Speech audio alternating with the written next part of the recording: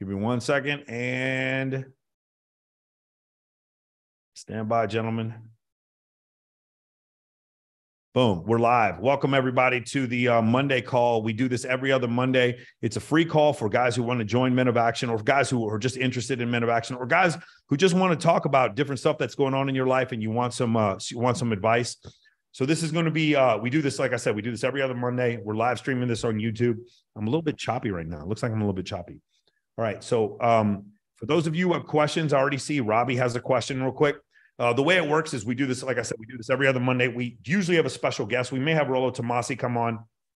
We've had Orangutan on. He's one of the best photographers in the world. If you guys know what I'm talking about, put a O in the chat if you guys have seen Orangutan's work. Orangutan's podcast, it came out live on Rollo's channel. It's going to come out live on my channel on Wednesday. We did an interview with Orangutan. Like I said, one of the greatest photographers in the United States. He's absolutely fantastic. We've done one with Justin Waller. We've done one with Spencer Cornelia. I'm probably going to ask Mr. Lucario if he wants to come on, just to go in a completely different direction. Lucario, you guys know he's mode one, very, very direct, very different.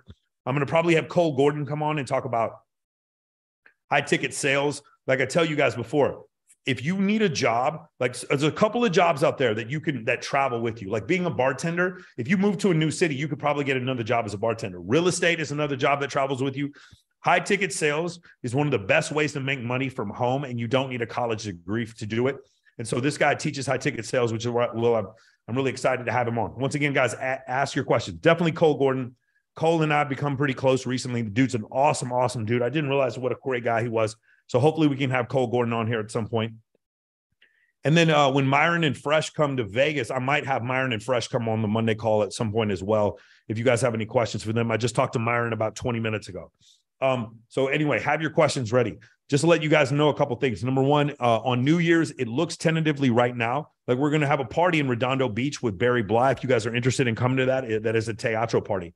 For those of you who are new to Men of Action, one of the things that we do is we work together to create these huge events, and then we invite a bunch of influencers to the events. We like to do that rather than, these events usually have a charity component to them. The New Year's event, I don't know if it'll have a charity component, but it's going to be an event done with Teatro LA in Redondo Beach. On January 8th, we do have a charity event. Sorry, guys. It's going to be for a sports scholarship, I believe, for underprivileged children. That's going to be Babes and Ballers. It's going to be the day before the national championship. So that's going to be January 8th. If you guys are interested in coming to Babes and Ballers, go to Babes and Ballers Charity on Instagram, or you can just contact Steve Fowler, and you guys can buy tickets to the Babes and Ballers event on January 9th. So I want to make sure you guys come out to that. Those are also great events for us as guys in MOA to meet up with each other, to connect, and to share ideas on how we can raise money for different charities and things like that. So I think those things are terrific.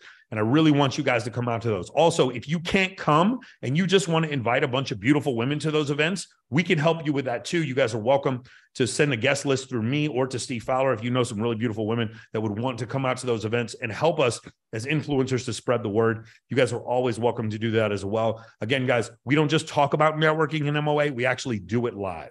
So we're going to get to some questions here. Let me see who all is on the call real quick.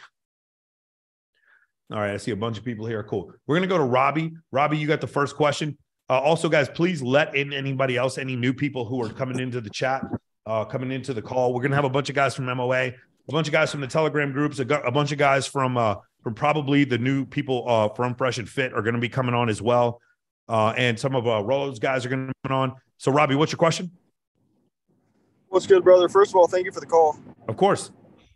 So my buddy Ramiz is in your Men of Action program. And, I was kind of telling him about some of the things I was doing, a lot of online game, a lot of cold approach. And I'm getting results, but I really feel like I'm, sort of swimming against stream, if you will.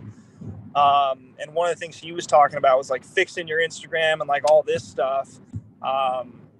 So with that, I'm kind of doing, like I said, cold approach and online game. What would kind of be your recommendation in terms of like making my Instagram better? Like, I'm trying to post more stories and do stuff like that. But is there any like concrete things you're like, okay, you have to do to make your Instagram better, or kind of in general, what would you recommend? Mike, you muted.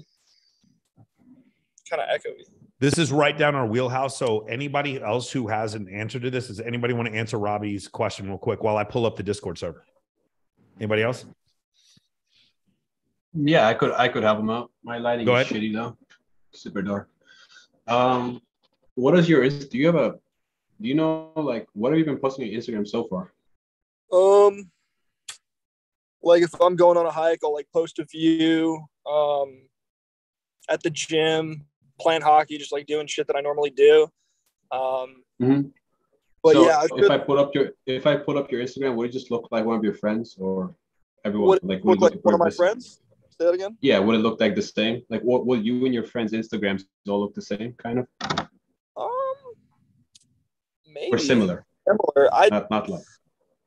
Yeah, I'd say so. Like, okay. So you see how like that doesn't really help you. So Instagram is fake, but the results you get from it are real, or the psychological effect it has on people are real. And Instagram is supposed to be like a highlight. Instagram is supposed to be a highlight reel, not supposed to kind of show your real life or everyday things like going on a hike or going to the gym. Unless you have a ridiculous six-pack, or I don't know, maybe you do, then it's good, or you're ridiculously attractive.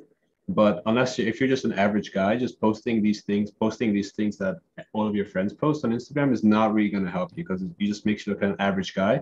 And in 2022, an average guy is seen as kind of like disgusting by a woman. oh, sure. So Robbie, so let's talk about this real quick, because he's bringing up some great points. So the first point is, just so you understand, that average for women can get you incredible results. Average for men is shit. Do you understand that? Yep. All right. So if your Instagram is not remarkable, then no one will notice you. Now, Robbie, we're not talking about the people that you interact with on a daily basis. Of course, those people will notice you. Hey guys, are you getting frame rate? Am I looking choppy to you guys? Yes. A little. Okay. Sorry. So I don't know what's going on. I think I actually do know what's going on. Do a little bit. So here we go.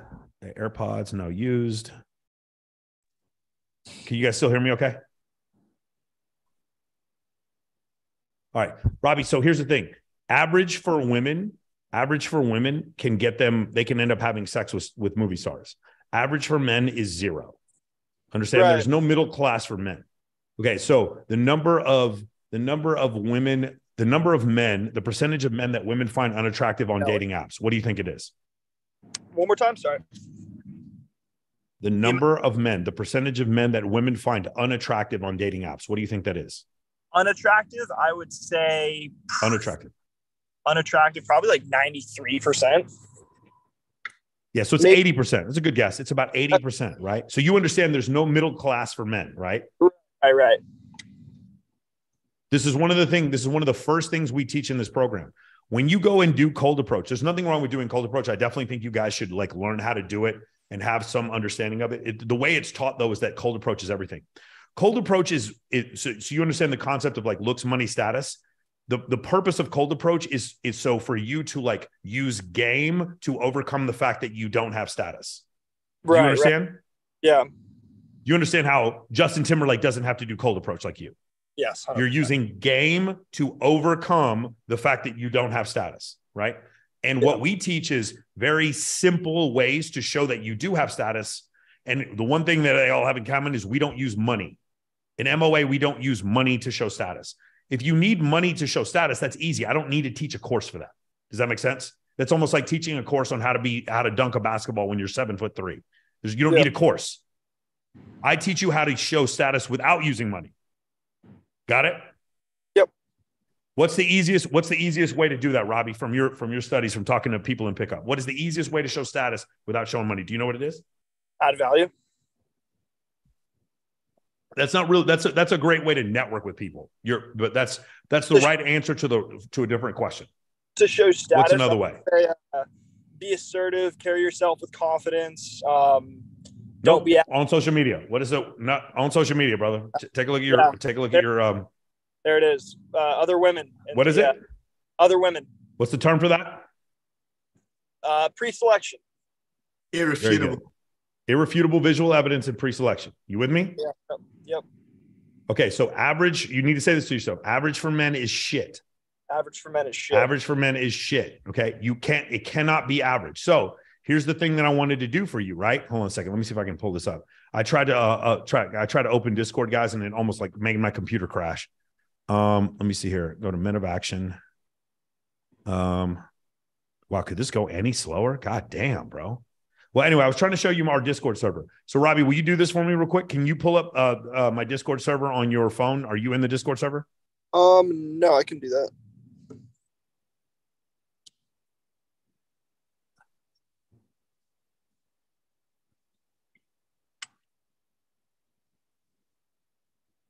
Just let me know when you are in the Discord server and you go to in the Discord server, there's a one called chat. Tell me when you get to chat. Wait, is there a link on here? Okay, so you don't have it right now. We'll give it to you. Can somebody give them a link for the Discord server? So here's what's going to happen, Robbie. You're going to go to the Discord server. You're going to click a link for the one that says chat. And up at the top, you're going to look for pinned messages. Pinned, P-I-N-N-E-D, pinned. Yep. One of the pinned messages is going to be Instagram testimonials. There are 20 Instagrams that are perfectly curated on there. Wow. And a lot of them don't have any women on them. It doesn't just have to be with women, but you need to show some access to scarce resources. I just brought up that pre-selection is one of the ways for you to show status without using money, but there are other ways. Travel is actually a really good one. What city do you live in, Robbie? I'm in San Jose, California. Beautiful. There's tons. So what I would do, Robbie, is I would go on Google and I would look up 10 most Instagrammable spots in San Jose, California. Mm-hmm. By the way, Robbie, Instagram's not everything, but it's where we start because it's the most scalable thing we can do. Yeah, no, I understand that. It's not everything. We still got to work on charisma. We still got to work on physique. We still got to work on money. We still got to work on a bunch of things. The reason why we start with Instagram is because it's a tangible thing we do and because we can compare it with each other and it's very easy for us to improve very quickly so that we get into the program. And then once that we do that, now we have a foundation because I can't teach you how to invite people to an event if your Instagram is shitty. For sure. Right? So that's why that's so incredibly important. So if somebody could give him, there's a link to the Discord. You see Grant just put it in the chat. Yeah, my connection's not great right now, but I have it queued up. All right, cool. So you're going to go to the Discord server. You're going to go to the room called chat. And at the very top of the pinned room, there's going to be a bunch of Instagram testimonials. You're going to click on those testimonials. Let me see if I can do that now, actually. Here we go. Pinned. And no, it's not on here. It's not in chat. It's in social media.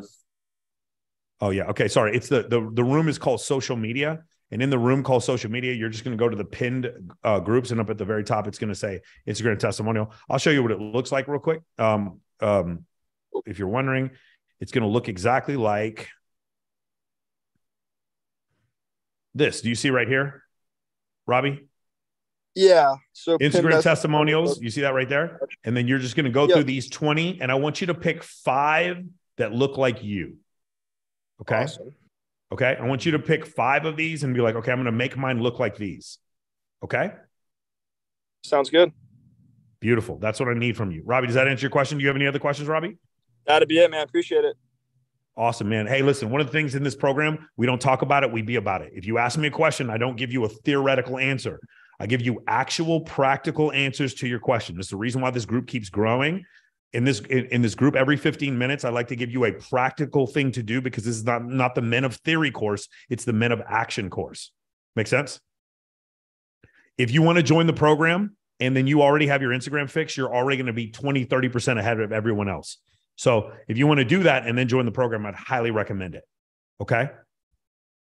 For the rest of you who are just, this is your first time on the call with us, the first 4 steps in MOA, number 1, we have to fix your social media. Most of you look like a child molester. 90% of you who are watching this right now, your Instagram looks like caca, garbage, trash, vomit, garbage, caca, trash.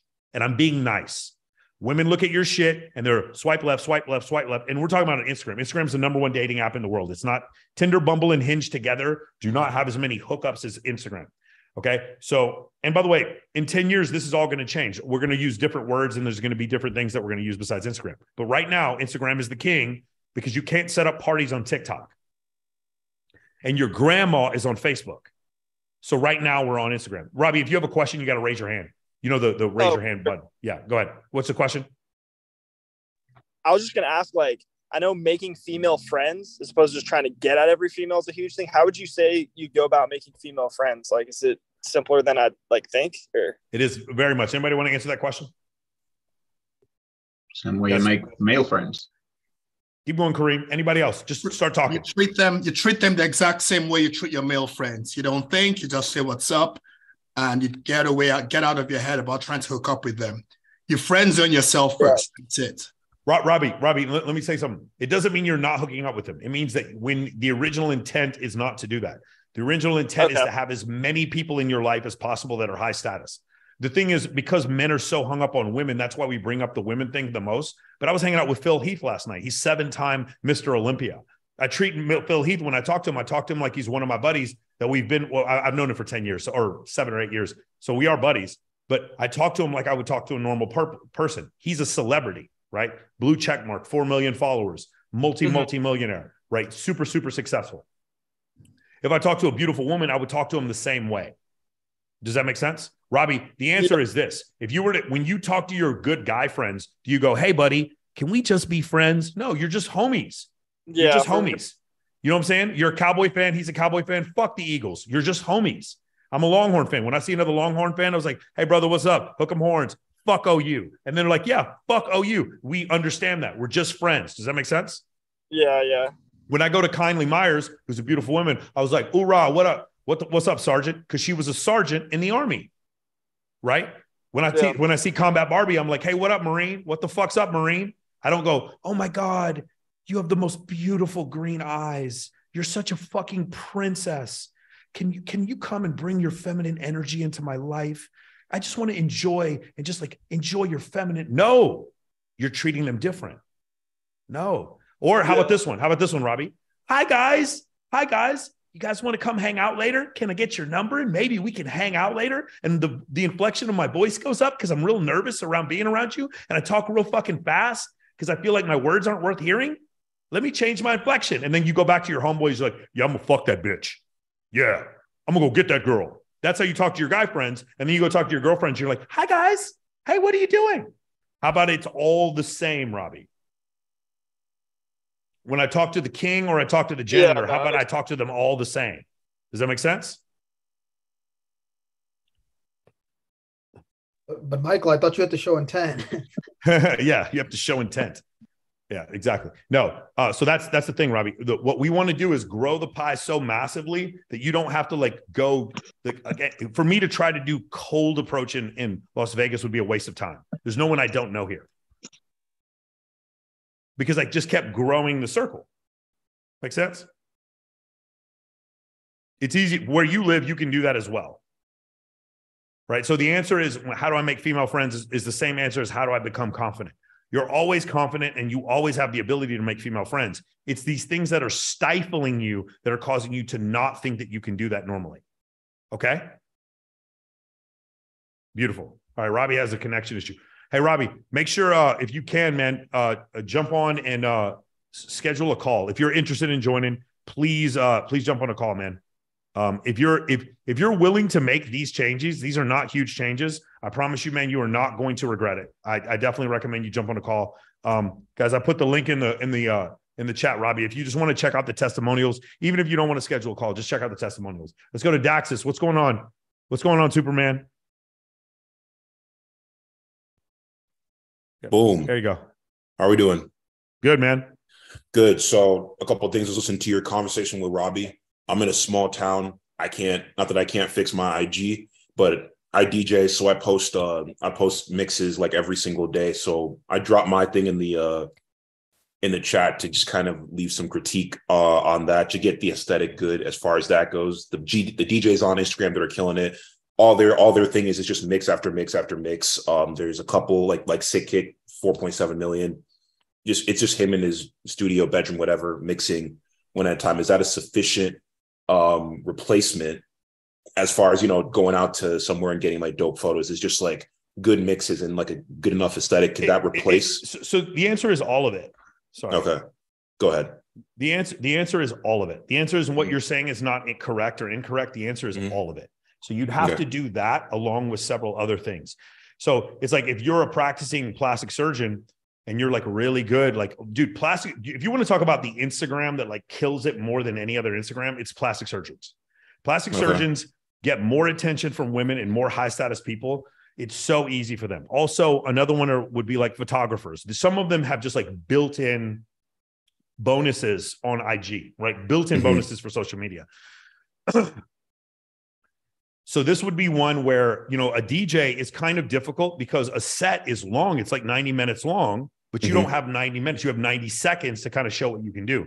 So, you know, you would think about like Tiesto, and it would be a picture, like a video of him from behind, and it would be like 7 or 8 seconds long and a wide shot of like all these people watching him play while he's at Zouk. That would be an example of like, you know, irrefutable visual evidence and a DJ showing something awesome. Another example would be like, you know, Steve Aoki at Omnia, and he throws the cake at somebody and it hits him in the face. That would be an example where like you're not listening to his whole song, but you're still getting this vibe of like irrefutable visual evidence. And you understand that this guy has access to scarce resources. That's really what's most important. Okay. So the answer is, you know, do you guys remember the Kanye West, Kobe Bryant commercial?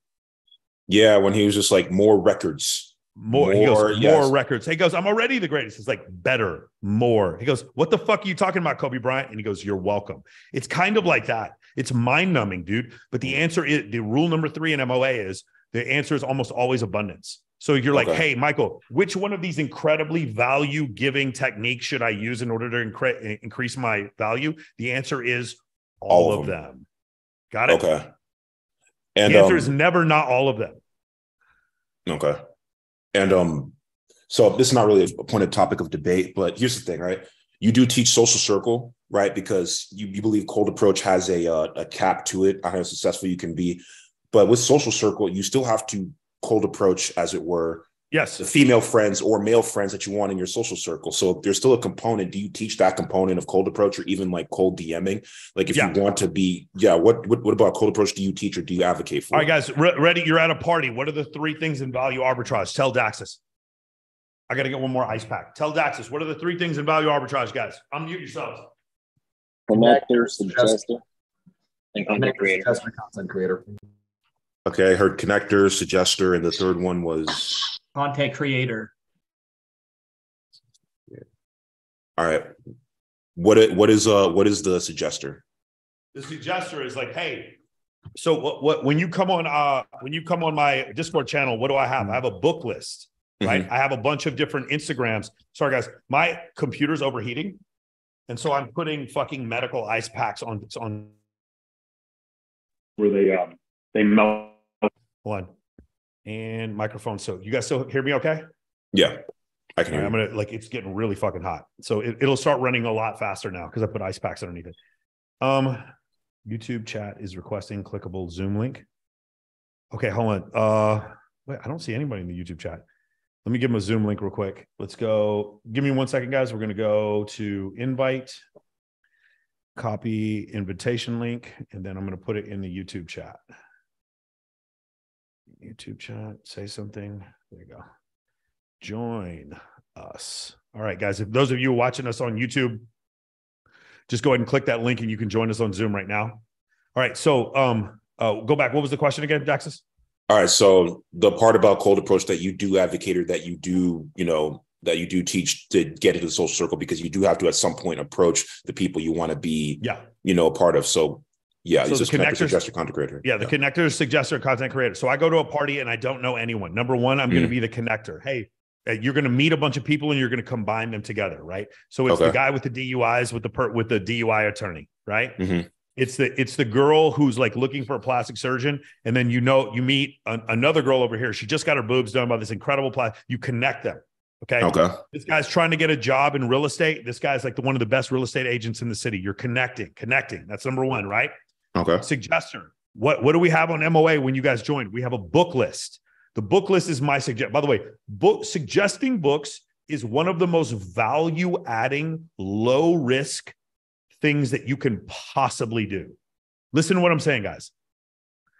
If you know, you don't know how many times I have guys worth $100 million that will hit me up and say, Michael, I know you read a ton. Can you recommend some great books for me? And I send them a list of 50 books to read. Suggester. It is such a incredibly low risk, high benefit thing to be able to recommend books. All of you should have a list of books that you, by the way, you're fully allowed to use my book list.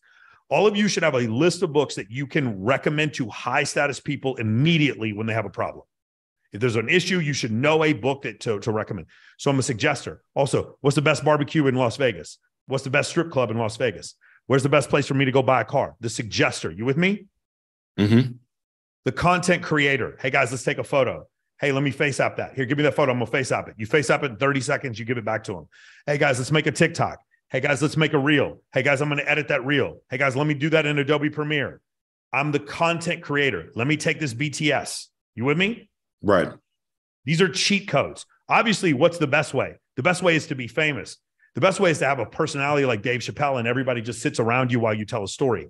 That's going to take me that's going to take me a while to teach you. Connector, suggester, content creator. You can do that today. Absolutely. Yeah, that's kind of what I do now. I just go to the club and, I just offer to like take photos, edit them real quick and get it to the people like the next day. So that's all I can do right now. Do you want to see the cold approach, the cold approach position? You ready for it? Ready? Yeah. 1, 2, 3. There it is. You see it? That's it. This is the cold approach position. Hey guys, get in this video. That's it. Okay. Is that confusing? Well, let's take a look. All right. Do you see my screen? Yeah. Let's see if we can find that cold approach position. Okay. Ready? What is that? What is that, Daxus? I bet you think I know all those people. I bet you think I know that girl, don't you? I would assume. No idea who she is. No fucking clue who she is. There's 2 girls behind me I know. Daxus, I bet you think I know all these girls, don't you? I would assume so. Do not. I don't. Half of them, I have no idea who they are. This is the cold approach position. You seeing it, Daxus? Yeah. Because I am the what? I am the connector, the suggester, and the what? The content creator. The content creator. Yes. Yeah. Okay. Do you see how content creator? I bet you think I know all these girls, don't I? I guess not. No. Yeah. Where are you in this, Miss EDC, Sartain? Electric Daisy Carnival? Oh, snap. Were you in a VIP section? Yeah. Oh, snap. Mm-hmm. Well, okay, content creator, bro. The content creator, the suggester, the connector, the suggester, the content creator. I met these girls 4 minutes before I made this video. You see the screen? I made this. Yeah. I made 4 minutes before I made this video. I met those 2 girls. That's bullying. Red pill. Okay, you with me? Yeah. Connector, suggester, content creator. Got it? Yes, sir. That's it. The content creator is the cheat code. This thing is a cheat code. You hang out with a bunch of young people and they can't get off their phone. Some people complain. I'm a 45-year-old man. You know what I do? Remember, there's a stream of water running in one direction. I have 2 choices. I can swim upstream. Everybody put your fucking phones down. Or I can build a hydroelectric dam and become rich. Hey, guys, let's all take out our phone and make a TikTok video together. Got you. Got it? Got it. Okay. All right. I can specialize in that. Yeah, that's pretty much it. Yeah. That handles it. Beautiful. Love it, man. Ryan, what's your question? Hello, can you hear me? Sure can. Okay, so first of all, thanks for having the call. And so my question was, so in previous calls, you talked about how, a big part of MOA is leadership. So can you give an example of how you recommend men to become better leaders? Yeah, so it has to do with the way you communicate and the way you talk, right? Do you, when you're in, it has to do when you're speaking to someone, do you sound passive aggressive or do you sound direct? Also, when you get into a situation where you're talking to a group of people, can you take over and say stuff with bass in your voice and the proper tone and tenor without them coming off as offended? Okay. You with me? Mm-hmm. So a lot of those videos that you see with those girls behind me, I'm leading them. I actually led them into the area in EDC. I got them tickets. I was a leader. I was like, guys, let's be here on time. Let's be accountable. Let's be the leader in this group. Also, another way to be the leader is, hey, how can I help this group of people raise money for a charity? Another way of leading a leader in a group is, hey, it's so-and-so's birthday. Let's all come together and let's throw a birthday party for them. Another way of being a leader is just being a leader at work, right? Being a leader in the office, being like so-and-so's having a hard time. I have a friend of mine, pretty close friend. He just had to put one of his dogs down. Well, I was just checking on him the other day. That's also being a leader. I'm accountable for the other people in my life. That's being a leader. Do you understand? Mm-hmm. As a leader, everything is not my fault, but everything is my responsibility. Or Jocko Willink would actually say, everything is your fault. Okay? Yes, that makes sense. So leadership from like a small perspective is, hey guys, everybody stand right here. I literally placed the girls in the right position to take this photo. And I said it, hey, everybody, stop, listen. Okay, Kylie, you stand right here.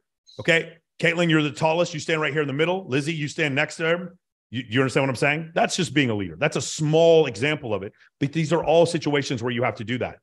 Being passive and just sort of letting the world happen to you, things like Babes in Toyland don't happen. A great example is like Jason Strauss. Jason Strauss, he's the guy who runs Tal Hakkasan with Noah Tepperberg. They make things happen. They don't just let nightlife happen. They create nightlife. They create it. The Marquee Sky Deck at EDC, where you saw those videos, they make that happen. They're like, oh, I have an idea. I'm going to take leadership. I'm going to take accountability and make all these things happen. And even though they're not specifically responsible for every single thing that happens, if something goes wrong, it's going to be their fault. So they take responsibility for it. Does that make sense? Yeah, that makes sense. Now, this is going to be kind of a stretch for you, but Hugh Hefner, when he would throw a party at the Playboy Mansion, who's the leader there? He is. He's the leader. Hey, guys, I'd like to propose a toast. Thank you to all my friends for coming out here for Midsummer Night's Dream. You're all incredible. When he puts that toast down, who's the most high status person in the room? He is. Your original question is, how does leadership help you in this whole thing? That's how it helps. I'm going to take accountability for this whole thing going well. This whole thing could be a project at work. This whole thing could be a trip to Disneyland. This whole thing could be a charity event. You're going to take leadership and responsibility for that thing going well. Okay. That makes a lot of sense. Thank you. Understand, Ryan? Beautiful. I love it. I love to hear that. Let's go to Steven Morales. Actually, let me go to some names that I don't recognize. Hey, guys, put a 1 in the chat if you've been in MOA for less than two weeks, or you're not in MOA at all. If you're not in MOA or you've been in for less than 2 weeks, put a 1 in the chat. Put a 1 in the chat. If you're not in MOA or you've been in for less than 2 weeks, you guys putting a 1 in the chat, I need you guys to click the emoji thing, and I need you guys to ask a question. I need you guys to be the ones asking the questions, okay? Santino, what's your question? What's shaking, Michael? You hear me? Yep. All right. Yes, sir. Thank you for taking my call, man. Been listening for quite some time. I'm not in the program.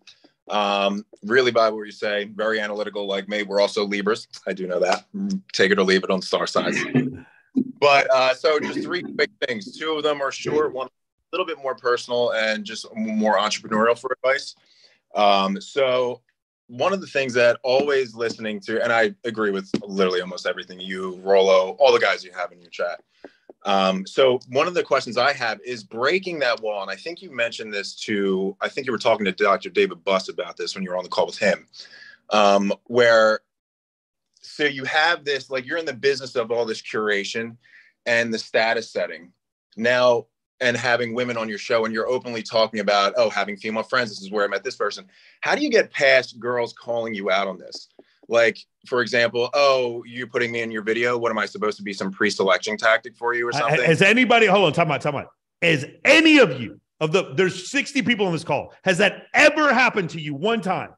Ever? Nope. Put a no in the chat if that has never happened to you. Put a no in the chat if that has never happened to you. Bro, because here's what you're doing. You're acting as if there's some moderate possibility that women care about pre-selection. You can't teach the deer how to catch a deer, bro. They have no idea. Deers don't know how to shoot guns. They're female. The concept of pre-selection doesn't mean anything to them. They're just, you're asking a fish about water when the water's all that it knows. It's like, it's one of these situations where you're acting like the woman is more concerned about being in a pre-selection video, a concept she barely understands, versus her own vanity and versus the idea of her getting attention. Right. Women are addicted to attention, Santino. Their addiction to, okay, here, I'll make it easier for you. Their addiction to attention is 1,000 units of positive feeling. Their feeling about being in a pre-selection video is 2 negative units. It's 1,000 positive units versus 2 negative units. You with me? Yeah, absolutely. Maybe I was just curious to see if you've ever been called out for it. Never, not one time ever. And in fact, when I take videos with girls, sometimes they're like, "Oh my God, I finally made it onto Michael's Instagram." I get that all the time. Nice. All right, cool. So the last one is a little bit more personal. Like I said, this is a little bit real. So I'm 29 years old and I'm under my family's business. My father started a successful bread wholesale and retail bread bakery here in Philadelphia. And throughout my life, I kind of had that in the bag. Like, this is what I wanted to do. I wanted to take it over. My dad's caught in the Stone Age with a lot of stuff. Wanted to take it to the next level and, so on and so forth. College educated. So with this 29, he had a COVID scare a couple of years ago, or a year and a half ago. And then he, had a revelation, wears all of the hats in the bakery. And he says, "Sant, I just went out. I got a sweet deal, sold it for, very, very large amount of money." And he's like, "I want out. I want you can take it or leave it. I want you to work with the new guys, or you can do your own thing. I know you're capable, blah, blah, blah."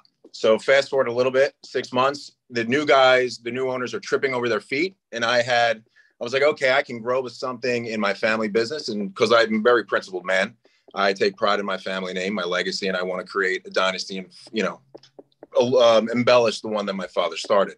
So right now, I am picking up new skills. I do study high ticket sales. I sold for a company that landed you TEDx talks. And I loved your podcast with Cole Gordon, obviously. And so I'm developing skills in the meantime. But I was just curious because I feel a very serious misalignment right now. I want my family business to work. Of course, I want to be there. And I feel like, it's my duty to take it over. But these guys are not what they thought to be. So just kind of pick and poke, where should I go? I'm curious, why can't you take over the family business? So to put it in my dad's words shortly, "Sant, if I know that you're in there, I never want to see you fail, and I'll never be truly out of the business." Your dad said he'll never be truly out, so that's why you don't want to do it? No. That's why I do want to do it, but that's why he doesn't want to give me the reins because I am his son, knowing all the work that put into it. He's got it. "I don't want you to do this because I know I'm going to have to step in again, and I just want peace." What is the family business again? Wholesale bread bakery, Karanji Bakery, in here in South Philly. Our bread wins, that sounds like the most South Philly fucking business I could ever imagine in history, bro. Yeah, I'm born and bred, man. Yeah, it's incredible. Yeah, man. I mean, the misalignment is real. You feel that because you feel that, right? I mean, there's a couple of things you have to ask yourself. Number one, do I want to be in my father's shadow? Number two, is this going to make me the level of wealth that I need, the level of generational wealth that I need to support the lifestyle that I want? I don't know what the lifestyle you want is, but those would be the questions that I would ask myself. And I can never give you the answer to what's going to make you happy. You can only do that as a man. That's one of the things, that's one of the privileges you have as a man, is that you get to make that decision for yourself. But yeah, you got to figure that out on your own. But those were the things I would be looking at. Is this monetarily what I want long-term? And am I going to be able to live under the shadow of working under my father for this long? Well, to sum it up, I believe I'm very capable of good things. If I do the application, study high ticket, skills and everything like that, replicable, and market yourself, Instagram. I'm up to my Instagram, everything like that. So with it, it's just not really living in his shadow. There's opportunity costs in both directions. These guys, given they have the manpower, the resources, already proof of concept with their other businesses that took it over, they can take it to the stratosphere. But judged over the past 6 months of this transition, it's looking like an absolute disaster. So with that, so what did these guys say that they could do, and then what are they actually not doing? Well, they have 5 cheesesteak shops, Delco Steaks. So they started off as clients of ours, right? So they came to us. They want to buy bread from us. We service them bread. They like the product. They have a lot of investors behind them. They own a swim club, two swim clubs, a bar, and 5 cheesesteak joints. So now they just acquired the bakery. And so now with that, it's part of their enterprise. So with that, they have the manpower. He's like I said, multi-million dollars behind him in investors. He's a very good networker, marketer, has little influence over, Delaware County, where we're kind of adjacent to. And if this was to take it to the next level, these guys would be the guys and the capital and the resources to do it. And I can kind of form my value within them as like the bakery czar, you know what I mean? And grow equity with them. And basically the life that I want to live is freedom, bro. Like, do what you want with who you want. So you're not talking about freedom. You're talking about trading time for money. And you're talking about not a great deal of scalability for you. Correct. That's why I'm choosing a high ticket skill. So that would work. Now, owning that bakery, having someone else run it, or owning a bunch of Airbnbs and having someone else run it, that creates freedom. Mm-hmm. I pay my employees, or the 3 partners, we determine to pay our employees pretty well, pretty quickly. And I will frequently, on several occasions, give up money in exchange for time. I do this often. Anytime I can exchange money to get time back, I always do that. I have enough money, but I always am going to do that, because when I exchange money back to get time, meaning like Char Modell does 3 posts on my social media every day. She's getting paid a pretty fair wage in order to give me back my time. Does that make sense? Correct. Anytime I could do that, I'm going to do that, but I have to make enough money in order to pull that off. And in doing so, that exchange allows me to now live the life to where I can teach MOA and then go on January 8th to host Babes and Ballers in Los Angeles, and then be around a bunch more people that I can network with, which will help me further build my business. Right. Absolutely. So that's the thing you got to ask yourself. High ticket sales, you are to a certain extent exchanging time for money, but the amount of money you can make is pretty ridiculous. And you can work from home. Working from home is another way of exchanging money for time. Working from home is like so key. If I had a choice between working 4 hours a day somewhere else or 8 hours a day at home, I'm always going to take 8 hours a day at home. 8 hours a day at home. Working from home is super key. I have big disagreements with other people about this. Zoom, I'm not in the same room with my partners maybe 2 days a year. And we function as a business perfectly fine. It's 2022. Just jump on a fucking call. You're fine. So but these are decisions you have to make, Santino. We can't make those for you. Absolutely. Got it. But those are the things I would look for. If freedom, I would go ahead on a notepad and I would write down, what are your priorities? So for my priority, number 1, MOA to 8 figures. That's number 1. That comes before anything else. That's number 1. Number 2, after that, there's a few other things that are kind of tied. Number 1, I have some, ailments, some back ailments that I want to get fixed. So I'm going to work on that. I'm going to rehab that. When there's an NBA team that comes into Las Vegas, I'd like to be the announcer for it. Those are lower priorities.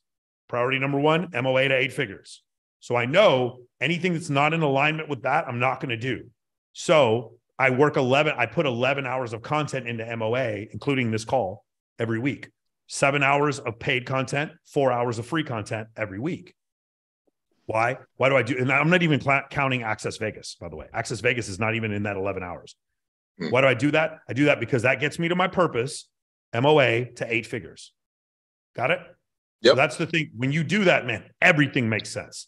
Everything Absolutely. makes sense. And by the way, the female part of your life can also solve itself. Why? Because you're showing ambition and competency, which is very attractive when you're doing that. Okay. So my whole thing to you is, the business idea sounds like a great idea if the thing you're doing is scalable, Panera Bread. Then I understand. You're like, hey man, I own all the Panera Breads in South Philly. Okay. All right. Now I'm seeing that's scalable. And now you have a process to buy more. That seems scalable. Someone's running each one of those companies for you. That's scalable. Right. Mm-hmm. That's the way I would look at it. If you want freedom, if freedom is your priority, freedom is my priority. Freedom is also, if you were to ask Bilzerian, that was his priority. He wanted to become rich to become free. Exactly. Okay. Yep. Yep. Beautiful. Cool. Hey guys, hold on, guys. If you guys want to check Ty Buchanan, just put the link to the Discord server in there. All of you need to be part of the Discord server. I don't give a fuck if you never want to join MOA. All of you should be in the Discord server just for the memes alone. Just for the memes alone, it's worth joining the Discord server. Okay.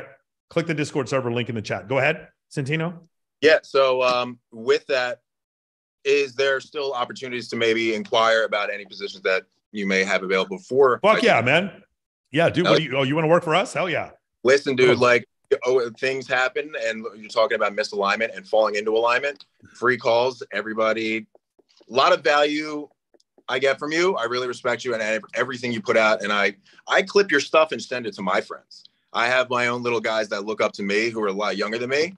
And you are a big part that I reference and everything in my circles as well. So there is a total alignment with that. And I definitely think I can bring value. Santino, I love that. Santino, look, do you see in the chat? Just click that link and apply. What, in Zoom or YouTube?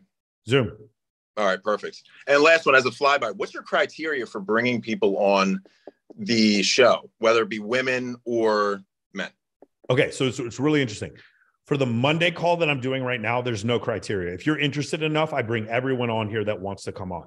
But you have to have an interesting message. Frequently, I get guys hit me up and they're like, "Oh yeah, man, I started a CBD company and it'd be super interesting if I came on your show and have so much to talk about." And then I'll have them come on and they have nothing. They're just a big nothing burger. Right. When women are really, women are attractive or interesting, but they're not popular enough for me to interview them, then I have them on Access Vegas. Or like, for instance, I'm going to have Battle Sky on my podcast because she is interesting and she was on Access Vegas. One of the reasons why I did that. So I'm going to give you a little bit of inside baseball. There's two big influencers that are in the Red Pill community, and you guys know both of them. Most of you, if you're involved in Red Pill, you know who they are. The first influencer was not very popular. The second influencer was. The first influencer, but both of them live in South Florida, by the way. The first influencer asked the second influencer, "Hey, can I come on your show?" The second influencer said, "Hey, no, we're not really a big fit." Then the first influencer got to 1 million subscribers, wink, wink. And the second influencer tried to hit the first guy back and be like, "Hey, I want to come on your show now." And the first influencer was like, "No, I'm good. I don't need you to come on my show." I want to avoid that at all costs. Someday, Santino, you may become the biggest podcaster in the world. So if you want a venue on my platform, that's what these Monday calls are for. And if you're a female and you want a venue, if you want a vehicle on my platform, that's what Access Vegas is for. But if you have 1 million followers, then I'm going to have you on the podcast. Yeah. Does that make sense? Or if you have a super, super, super concise, interesting message, like you have a degree in theoretical physics, or you're Cole Gordon and you're a world-class sales expert, then I'm going to have you on. But just because but frequently I get calls from guys who clearly bought their entire Instagram following, and then they go on, you go on YouTube and they have 100 views per post, and they have no clue what they're doing. And they're just, they made a lot of money as an actuary, or they made them a lot of money in real estate, and they're trying to buy fame. Those guys, I can't have them on my podcast. I can't. And this has been a serious problem for me recently, because I've had this situation where I don't want to turn these guys down because they're very successful. But the problem is, if I had these guys on my podcast, it would get 50 views. It would hurt them and it would hurt me. We're not doing each other a favor. The podcast is just not the right venue. Like, so what's a better idea? For me to play a one-on-one game of basketball with LeBron James, or me to get LeBron James on my podcast? It's not the right venue for me to play one-on-one with him, right? I'm a 45-year-old man and I'm 6 feet tall.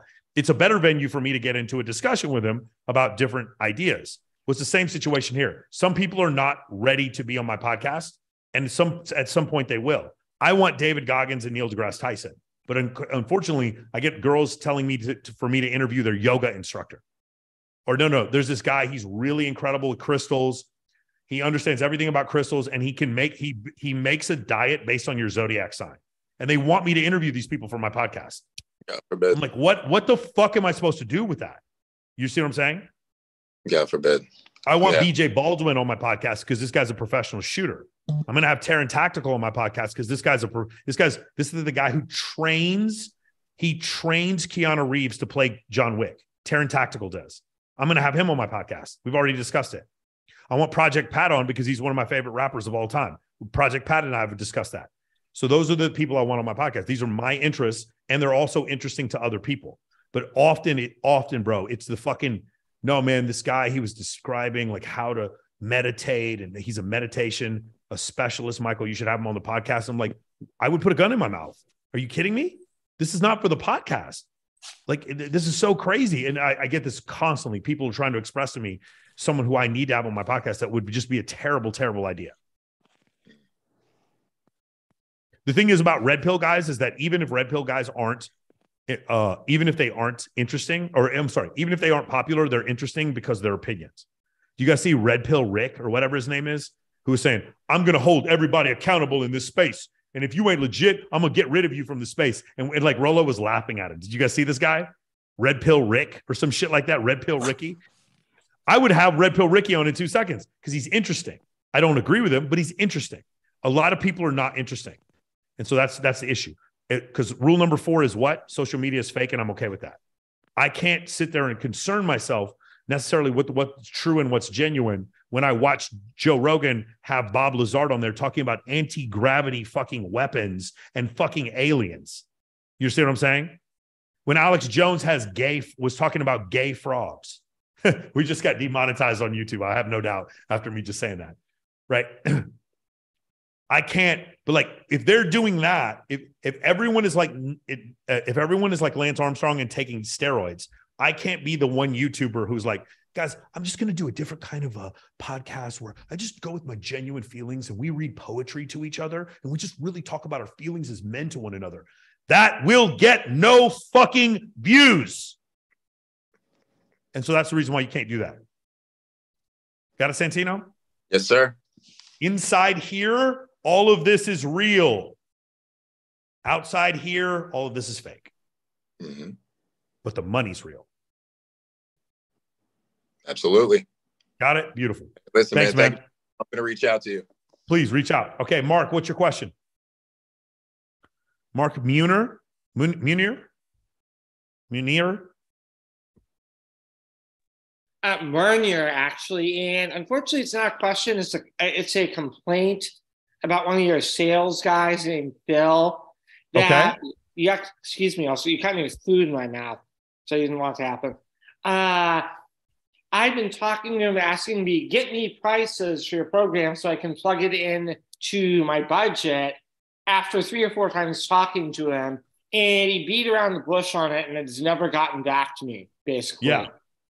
So you did a sales call? Yeah. Yeah. So one of the reasons why they do that, Mark, and this is not us, like we learned this from other salespeople, is that we have to actually qualify whether or not you can afford the program before the setter is going to send you to the free stuff. So you have to go through the process. Mark, you're not going to believe this. I know you're not going to believe this. I don't know how much the program will cost. Huh. I don't. One of the things that in MOA, we stay in our lanes. I handle, me and Miguel handle YouTube. TikTok is handled by Shar. I handle TikTok, and IG is handled by me and Shar. Yeah. The funnel is handled by Grant. The sales team is handled by Miguel and Grant. I don't get involved in that. So Mark, what I would do is come to the understanding is there's 500 people in this program, right? And there's 1,600 people on the Discord server. For some reason, they're able to go through the process normally, and then everything works out. I would instead, Mark, just go through the process normally. He's doing the things that he's doing because he doesn't really have any other option. I couldn't tell you what the price is right now because there's a couple of things you have to put into account. Number one, did you buy it through a discount code? Okay, guys, if you're an affiliate, put your affiliate link in the fucking chat right now. Did you buy it from one of my affiliates? Through an affiliate. So if you bought it through one of my affiliates, it's a different price. So that's the reason why they can't do that. Also, are you buying the unlimited call package with me, or are you just buying the modules? That's the reason why. Okay. Only the base programs I'm looking at. So now I see how many different variables there are. So yeah, there's a ton of different variables. So I would just go through the entire process, Mark, and then just work it that way. The other thing I would do is while you're doing it, there's so many testimonials that you can learn from. Just watch the testimonials. And then maybe you decide, hey, maybe you don't want to join, or maybe you do want to join. Who knows? But the main thing that you have to understand is that you need to go through the process fully before you decide whether or not you want to buy. One of the things is the program has so much value that money is almost never the issue. The issue is going to be whether or not it's a perfect fit for you. And if it is, then the money won't be an issue. Yeah, I thought about that also. Because I'm a person that has Asperger's syndrome, and I wondered, well, is this thing a fit for me or not? So sure, yeah. I think from a social media, we've had other people with Asperger's in the program. I think from the situation of social media, I think it actually is. because what it'll do is you can actually like grow the pie. Dude, there's a bunch of stuff you can do. Have you seen some guys on TikTok that have Asperger's and make funny videos? It's fucking hilarious, bro. Like you will shit yourself laughing. There's a bunch of great stuff that you can do. Or you can go on, and talk to other people that have Asperger's, or you can do a situation where when you text, you don't have some of the issues. And so you can use social media in order to express yourself the way you really want to, as opposed to the way that it may come off naturally. Does that make sense? Yeah, I sort of have it already, but I speak fluent Spanish, and it doesn't come off I have a disability when speaking in Spanish. So I'm better in my second language than my native. Hey, Mark, can you make a TikTok about what you just said? Yeah, but I don't have the app. I'd have to go get it. At least you could probably you could get TikTok before we finish the sentence. That's how long it takes to get the app. Sound good? Yeah. Yeah, Mark's gonna slay those Latina girls. Okay, man. Mark, I hope to hear from you soon. Join the Discord. Make sure this is what you want to do first. But join the Discord server. Go through the testimonials first, and then they'll eventually get to you with a price. Okay. Thank you. All right, brother. Cool. Daniel, what's your question? Hey, Mike. First of all, I want to say thank you for the free call. And my question is, what strategies can I use to network with high value individuals in my city? So basically my goal is to add value and, get higher value people into my social circle, because the people that are around me aren't motivating me to do any better in life. Like everyone around is average. So how would I go about doing that? So I'm going to give you actual like answers, but if you take the course, this is going to be the first thing you're going to learn in the course. Number one, let's make your social media make you look attractive and interesting where other people want to network with you. Number two, we need to build a list. So it's going to be 2,000 influencers that you want to network with, and it's going to be 200 guys. They're mostly men that are high status people that you want to network with. So it's going to be a dream list of mortgage brokers, cardiologists, plastic surgeons, possibly the mayor. I actually want to network. I want to network with the mayor here in Las Vegas. I want to meet her at some point. These are people I want to network with. And so they would go on my dream list. So 2,000 female influencers, maybe 200 people on your dream list that you want to network with. And then number three, you need to find 6 events to invite people to. Doesn't matter if you can make it to those events. You just need to be comfortable with sending out invites because your Instagram is curated properly. And then number 4, you need to find 6 females that will go with you to some events. So that's the actual answer. Okay. If you talk to Adam Sosnick, I did an interview with him 2 weeks ago. He talked about what the fuck just happened? Give me 1 second, guys.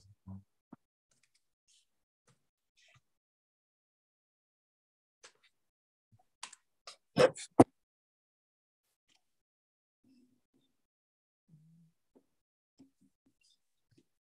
was weird.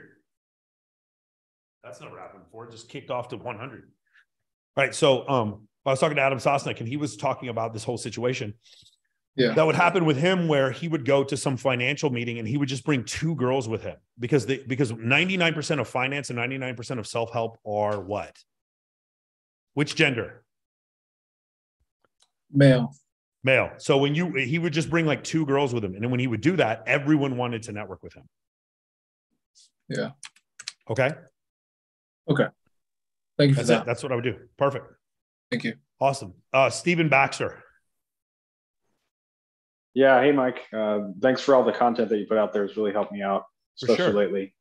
So I just moved to a new city. I'm in San Antonio, Texas now. I just moved from Portland, Oregon, and I don't know anybody here. I'm looking to like start meeting people. Like, where would you suggest to just like begin to build your social, group, your social circle? Where would you start? So specifically because there's so many MOA guys in Houston, San Antonio, and Austin, that's where I would start, is on the Discord server. Alejandro's in San Antonio right now, and he just wrote in the chat. I would start with that, Stephen.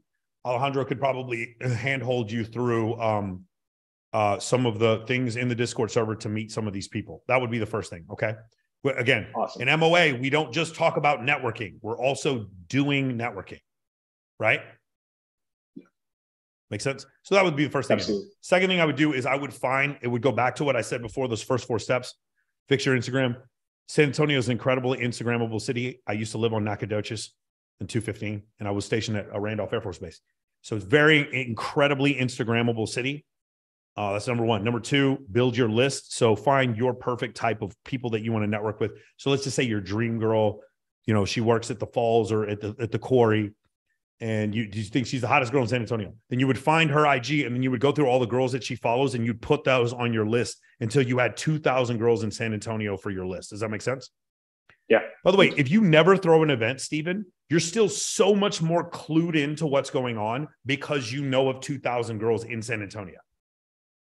Gotcha. Yeah, that makes sense. It's almost like if you're a real estate agent in San Antonio and you want to understand the real estate market, knowing every single realtor in San Antonio, just knowing them makes you more proficient. Perfect. Yeah, and I'm in sales too, so I'm going to be applying for that as well. So definitely looks like something that I'd want to be a part of, helping them. Beautiful. Listen, I've said this before. Ideally, I would like 50 of you, minimum of 50 of you working for me at some point. This is, you know, I enjoy paying my employees. That whenever I pay my employees, that means something went well. I want to pay you more than anyone else will because you do a better job than anyone else. So yeah, I would love that, Steven. There we go. Go to Pearl. Dude, Pearl's still open? Dude, yes, Pearl. Go to Pearl. Pearl was open when I was there. Yeah, that would be a place that I would go. Just get on the Discord server, and then I would look for let me see here. Does the Discord, do we have, I don't think we do. I don't think we have one for specifically for San Antonio, but we have ones for different cities, and I would just go in there. Actually, no, you can't do the meetups because you're not in MOA. If you're in MOA, we actually have a meetup section in there. But what I would just do instead is just go in the Discord server in their chat and be like, hey, who here's from San Antonio? Who here's from Dallas? Or who here's from San Antonio or Austin? Or Houston? Okay? Sounds good. Beautiful, man. That's where I would start. And then I would do those first 4 steps, fix your Instagram, build your list, 6 events to go to, 6 girls to go with you. Got it? Perfect. Pablo, what's your question?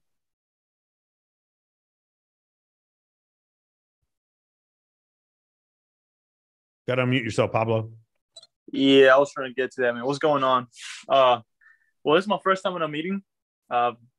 First, I've been following you for about a month now, and I don't really know what this is about. But I did catch an interest in what you were saying earlier.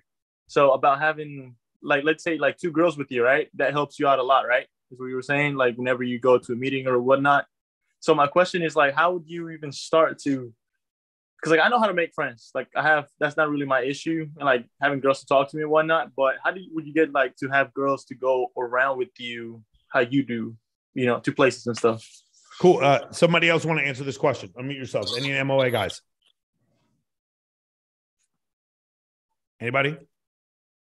Anyone want to take a shot at this? Anybody who's seen Anthony DeRico at work? Who's seen Godwin at work? Anybody want to take a shot at this? Nobody? Well, and before you answer, for someone like me, you know, like average, you know, well, not average, but more like I got it, bro. I'm just as average as you are. I've just somehow convinced you through my social media that I'm not. I'm just as average as you are. 100% right. Yep. Yeah. Here it is. Fix your Instagram, fix your social media, build a list of women in your area, find cool value-giving events to invite them to, and then invite them to value-giving events.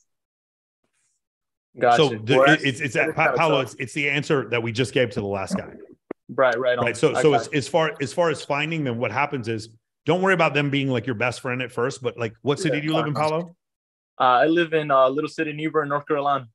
Okay, so I would find, you know, what things are the SPCA doing there? What kind of charity events are going there?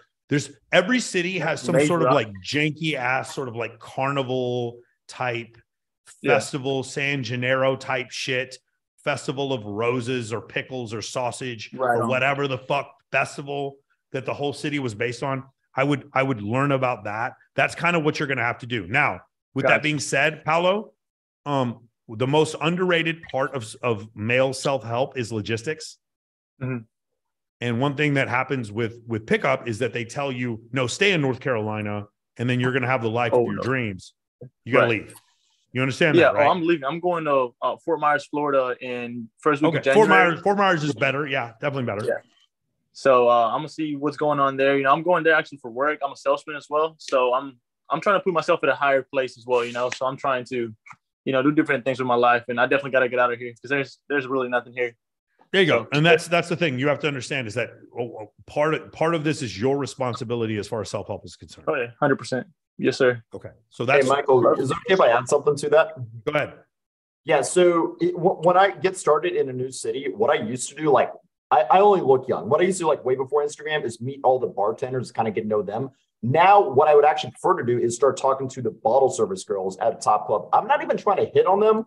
I just want to get their Instagram, and then on their story, you'll see what are all the cool places in town. Because usually hot girls tend to hang out with other hot girls. So like you'll quickly build up your list really quickly just by meeting, some of the host staff at some of the top clubs. So even if you're in North Carolina for a while, make a day trip over to Charlotte, Raleigh, like whatever reasonably large cities until you can, move to Florida. Right on. I got you for sure. Yeah, that's 4 hours away though. But yeah, I definitely do know a lot of people here, and but like I said, I just feel like the place for me to be here is not it. Yeah, it's not a place for me to stay. But I got and really quick, dude. Like Anthony Dorico's like 5'4", and he's like balding, and he's freaking killing it, man. Like you don't need any looks. Like you're fine where you are. Just do these steps. You'll easily make it. Like don't worry about being average or anything like that. I have no idea who the guy is. I'll post his Instagram on the chat, and then you can look him up. Awesome. I got you, guys. Well, appreciate the feedback for sure. Yeah. Also, I'll add on to some of that. So your question. Sorry, I can't turn on my camera right now. But I was gonna say you asked Michael how you can get like a bunch of like these girls to like out and stuff, and I know they kind of gave you like somewhat complicated answer, but like what I would do is what I've seen that's worked for me is I would befriend like a really hot girl, and like we just become best friends, and then it kind of goes from there. Like all you really need is one, and then it just kind of trickles up from there. I feel like sometimes they make the answer seem a little more complicated than it actually is, because I know a lot of guys are introverted here. I mean, I'm not. I'm like the complete opposite. So that was kind of my experience. So yeah. You see the screen, Paulo? Yeah, I'm looking at him right now. That's crazy. Yeah. Just follow Anthony. Oh, for sure will, definitely. Yeah, like I said, I never really had an issue to make friends. It's just that hearing you talk about how it could definitely help you having like a couple girls around you whenever you go places. That's definitely something that caught my interest. I'm like, okay, well, that will definitely make you seem like you're important, So for sure. Also, I remember when I was with Michael in New York, and obviously, like we talk a lot about like pre-selection and stuff, and who has more pre-selection than Michael? I don't know anybody, right? But like I have some, it's not even close to not even 1% of Michael's, right? And I was telling him, like based on my experience, I realized it's like a sledgehammer for like all attraction cues. It's crazy. And I can't even imagine what it's like for him if it's crazy for me. So it's like how powerful it is like when I first saw it, like thought of it, and when I first experienced it, it's like 100x. It's insane. So definitely get on that. Right on. Gotcha. Appreciate the feedback, man, for sure. Awesome. All right, guys, I'm going to keep getting to some of these questions. Steven Roper, I'm going to come to you in a second. I want to get to the people that I've never talked to before. Jonathan Lau.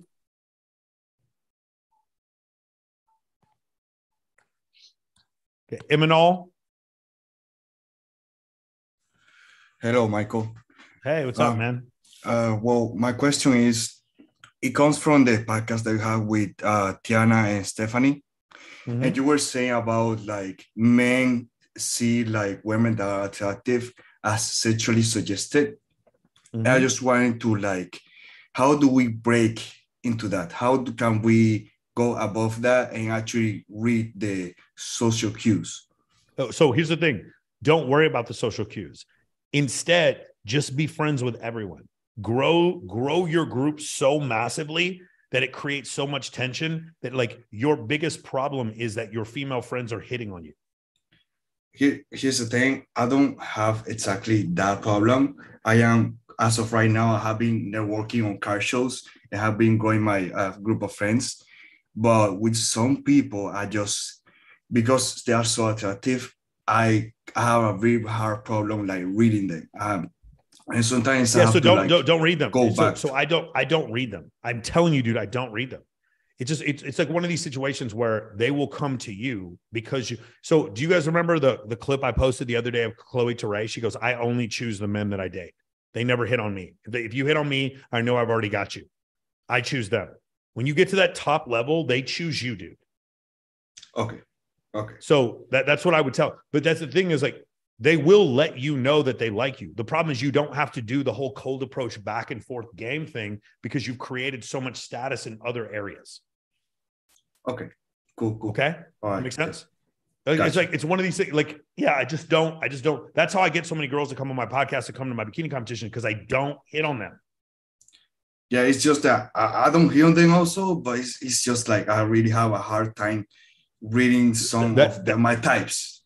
Yeah, so I wouldn't try. I would focus instead on growing instead of can I read whether or not Sally likes me? Instead of doing that, I would be like, can I get 70 of Sally's friends to come into the club with me?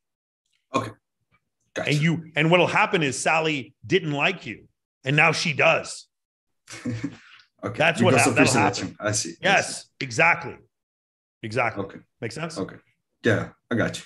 Thanks. Cool. Jonathan Lau.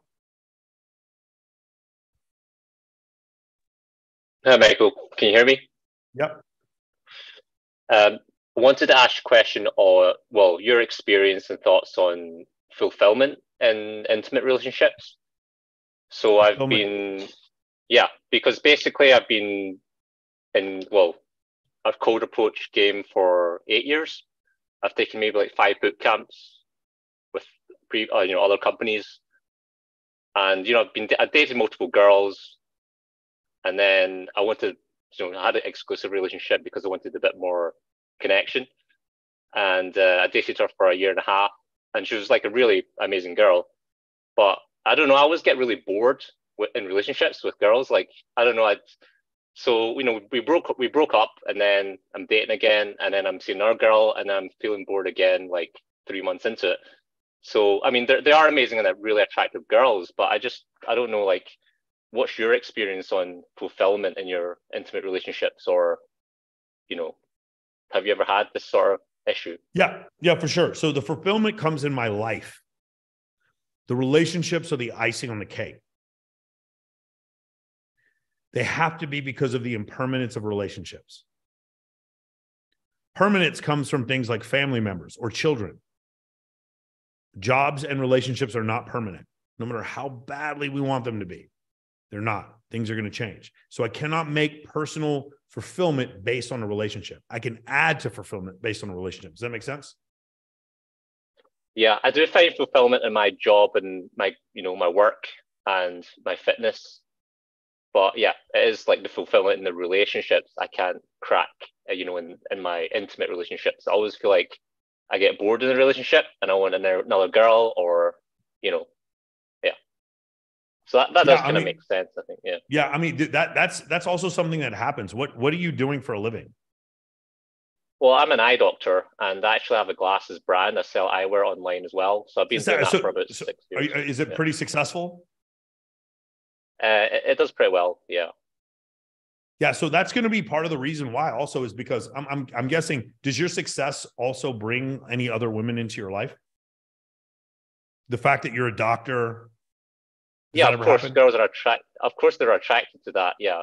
And so you're telling me that you're a fucking Asian dude with a Scottish accent, which the first one I've ever met in my life, and you're a fucking doctor, and you're a successful doctor. Of course, you're going to get a lot of attraction from other women, right? Yeah, I don't have issues with women. It's just like I find. No, I know you don't. No. Yeah. What I'm pointing out is like you're eating steak every day, and people are offering you all these different types of foods, and it becomes confusing. I'm pointing out what you're pointing out, right? Yeah. So that's one of the issues, man. By the way, as a doctor, can I just give you an advice? You probably need to like cover up the fucking the bottom board on your bed. Like have the room be a little bit more professional. Right. You're doing this well. You're doing this well where you have options with women. like that. Good well, for you. It's 1 a.m., 2 a.m. here. It's quite late. I'm in my I'm just saying, like, probably get like a backboard to your bed or something like that. So sorry, one of the things is no, it's going to be a problem as you level up personally.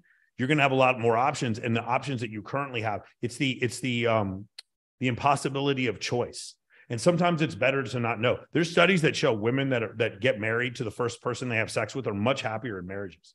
And some men are like that too. Like, not knowing actually makes you happier a lot of times, but you do know, and you're getting more options because you're leveling up as a doctor, right? I think the answer is I would focus on my work and then find someone to complement that work. Okay. Yeah. I guess Go ahead. No, sorry. I have been following your stuff for a while, and I'm actually in Corey's program as well. So I've kind of working my Instagram as well. And, I see all these guys posting their photo shoots with the models and stuff. And I assume that obviously the pre-selection itself helps you with even more options. But, I don't even know if that's the answer to it, just getting more and more girls or get casting the wider net. I don't know if that's the issue, or it's just me not being good at long-term relationships or not being good at internet. I think you need to explore that, because if you don't, you're going to wonder.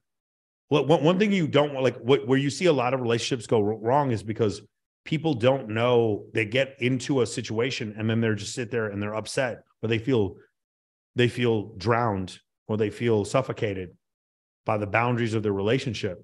And the problem with us as men is that, like, if we feel suffocated, we don't have the option of not performing. We have to continue to perform, even if we feel the pressure on us. Does that make sense? As you level up, though, you're going to get attention from a lot more women because they're comparing you to the men who are not leveling up, which is 85% of men.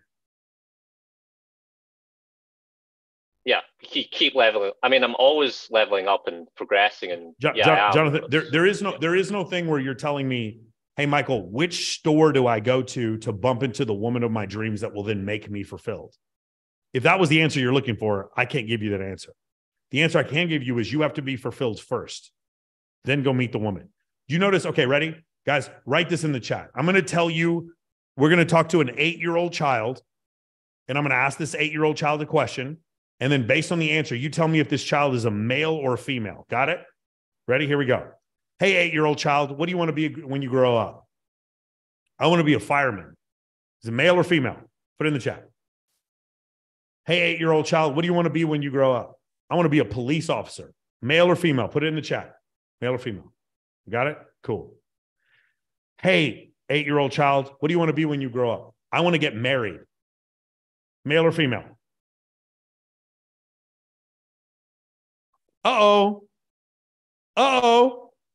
Did you see that? Did you see what just happened there? The destination being the relationship is which gender's destination? Women. Okay. That's not your destination.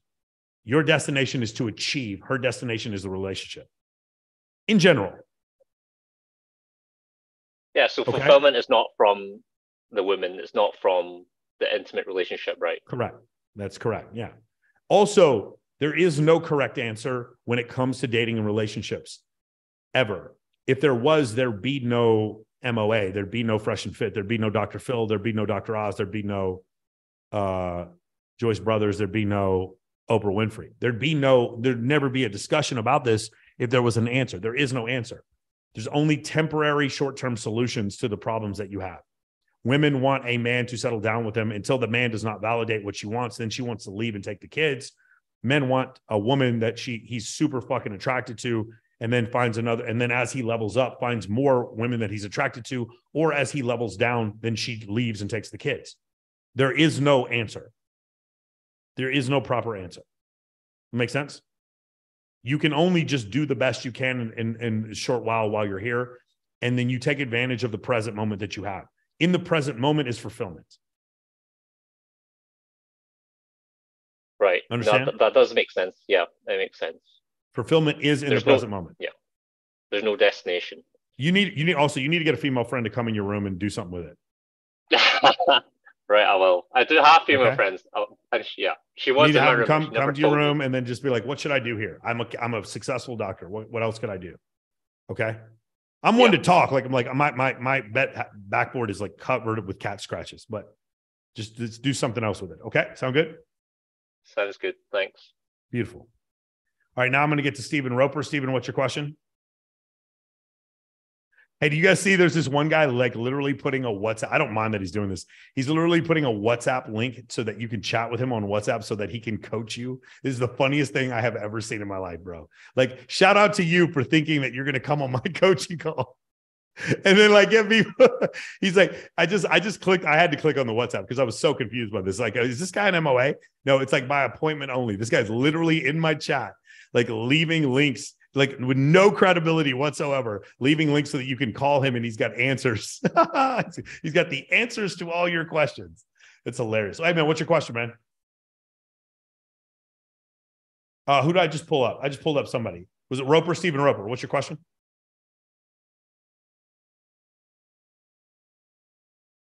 Jamaica, guan. You got to unmute yourself, pimp. Okay. No Stephen Roper. Let's go to Daxis. What's your question? Hey, so this one, I'm hoping this is more universal and more universally applicable to everybody. So assuming you have the assets, hello? Oh, Stephen, we'll get to you in a second. Okay. Yeah, assuming you have all the assets, how would you properly construct an Instagram DM for an event you're having? This is for a party, a photo shoot, or an influencer event. I know you hate that word influencer, but it's not. Don't think about. I don't hate the term influencer event. I just don't call myself an influencer. The answer is Dax, are you an MOA? I forget. No, I'm going to join though. Okay, so when you join, it's in Pillar 6. By the way, we're changing the names. From this point on, I'm not calling them pillars anymore. They're called evolutions. We're stealing that from SEAL training. It's in Pillar 6. It's called the event planning pillar. Pillar 7. It's in the event planning pillar. As soon as you sign up for MOA, it's right in there. And the event invites are all completely described. In the short term, get on the Discord server and then have one of the guys just write out an invite for you. Okay. As far ready? as Can you say it with me, Daxis? Ready? More evidence. Repeat after me. More evidence. Fewer words. More evidence, fewer words. More evidence, fewer words. So pictures of girls having fun, showing compliance, fewer words describing the party. That's the answer. Okay. There are literally 6 guys on the Discord server who can help you write an invite. Okay. And should this be the same for if I reach out for someone who's in real estate or has a property, yes. like say in another city? For there, it's a little different for trying to get, we actually have a different thing in MOA. We talk about getting a property, but it's basically like, sell me this pin. Sir, are you in the market for a pin? If you're going to have a bikini competition at a house and you go to a devout Mormon couple, they're going to tell you, no, I don't want the bikini competition in the house. The correct answer is not, hey, Michael, how do I convince them? You don't convince them. You look for people who are looking for what you want. This is why funnels are so incredible. This is what Instagram is. It's a funnel. It funnels people who are like-minded into your life. When guys hit me up and like, hey, Michael, let's do business together. I have this mansion. I'm like, cool. Can I have a bikini competition at your mansion? They're always going to say yes because it's a funnel. It's a funnel. I'm not going to evangelical Christians and asking them, hey, bro, do you want to have a fucking huge party with Future? We're going to have Future come perform. They're not going to say yes to that. Right. Don't sell a Bible to an OnlyFans model. Yeah, exactly. Don't sell. Well, you can. There's plenty of OnlyFans models who quote Bible verses. They have their Bible verses tattooed underneath their titty right here. That's hilarious. Yeah. So yeah. But just know your audience. That's the thing. I really don't like to sell people. I create an ecosystem. The ecosystem is clips, shorts, and podcasts and live streams on YouTube. It's posts, reels, and stories on Instagram. And then it's TikToks. And between those 3 venues, I create an ecostructure. People are in my ecostructure. Then I'm like, hey, by the way, if you want to join us in this program, you can. When they come down MOAmentoring.com, when they come down that funnel, they've already had so much exposure to me, I don't have to sell them. Okay. But I mean, but you speak in your videos, right? You talk about what you do, like you create the ecosystem by basically not just giving your opinion, but like talking facts about evolutionary psychology and this and the other and the bikini photos. Yeah. But like, if someone else were to try to do that, say the photographer or the event planner, without really having like your setup, you know, don't they still have to reach out at some point, or like if they haven't done anything jack shit like just yet? Initially, you're asking the question, Michael. I want to bench press 400 pounds. In the first day, you can't bench press 125. Well, you have to still go to the gym the first day, and it's going to suck, and you're going to be sore as shit that first week. Then you're going to bench press 150. You're going to quickly go up to 200. You're going to get to 275. Then it's going to take you a little while to that 300 plateau is going to be a little harder. Then 350. Then it might take you a full year to get to 400 pounds when you're bench press. It was the same thing with these invites. And initially, bro, you're going to get 5% because your IG has to be flawless to get this to work. And then afterwards, you start doing it with other guys in MOA. Then it's 5%, then it's 10%. Then if it's like Anthony DeRico, Anthony DeRico probably gets 35% of the girls he invites to show up to shit now. What is this Instagram? Is it just, how do you spell DeRico? I wouldn't say 35%, but it's more. It's more than what It's more than when you started. It's more than when you started. For sure. Yeah. You said, okay, Anthony. If I just invite girls who went to previous events, for me, it's probably 35%. But if I invite the entire list, it's not 35%. It's Anthony DeRico, D.I. Rico. Just go on the Discord server, go into social media. It's the second one that's up there. Okay. All right. Okay. That's all I had to ask you. Thank you very much. Beautiful. Eric Tang, what's your question? Hi, Michael. So I wanted to ask you about auditory learning, actually. So do you know if people who are not naturally auditory learners can get to like a good level at retaining information in that sense? Or do you think like there's kind of like a genetic cap to it if you're not naturally an auditory learner? So I think there's a genetic cap to it, but the problem is auditory learning is so incredibly valuable. You kind of have to do it. It's almost like saying there's a genetic cap between Phil Heath and me as far as weightlifting is concerned. His higher level, if I took everything that Phil Heath did and trained the way he did, I'm still not going to look like Phil Heath. Phil Heath has some genetic abnormalities that make him have like the greatest arms in symmetry and bodybuilding history, right? Yep. So you understand there's a cap. However, weight training is so important that I still have to do it even though I'm at a disadvantage. That's how auditory learning is. Even if you can only get your audiobook learning up to 1.2, it's still better than 1.0, and it's still better than not reading anything while you're in your car. Agreed.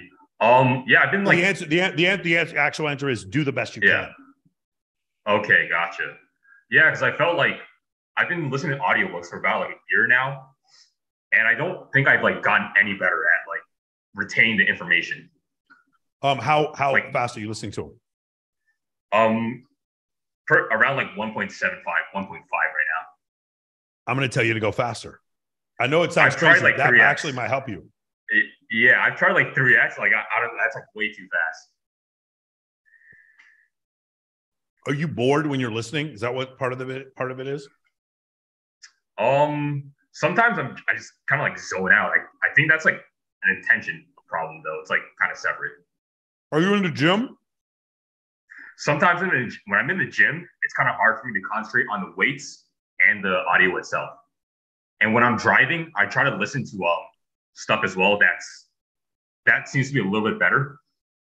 So you just maybe have an attention problem. Yeah, it could be that. I haven't really like medically like diagnosed anything.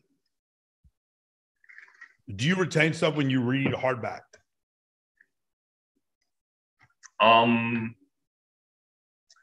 It seems to be like more or less kind of the same, maybe a little bit better actually. I think a little bit better when I read. I would do some practices on coming into the present moment. Some present moment awareness exercises. Like what? I would read The Power of Now by Eckhart Tolle. He goes into those. Yeah, I read it. And I just like did not understand it. Of course you didn't understand it. You have fucking ADD. Of course you don't understand it. It makes no sense. I'm gonna explain something to you from a psychological standpoint and just take my word for it that it's true. Okay. Mm-hmm.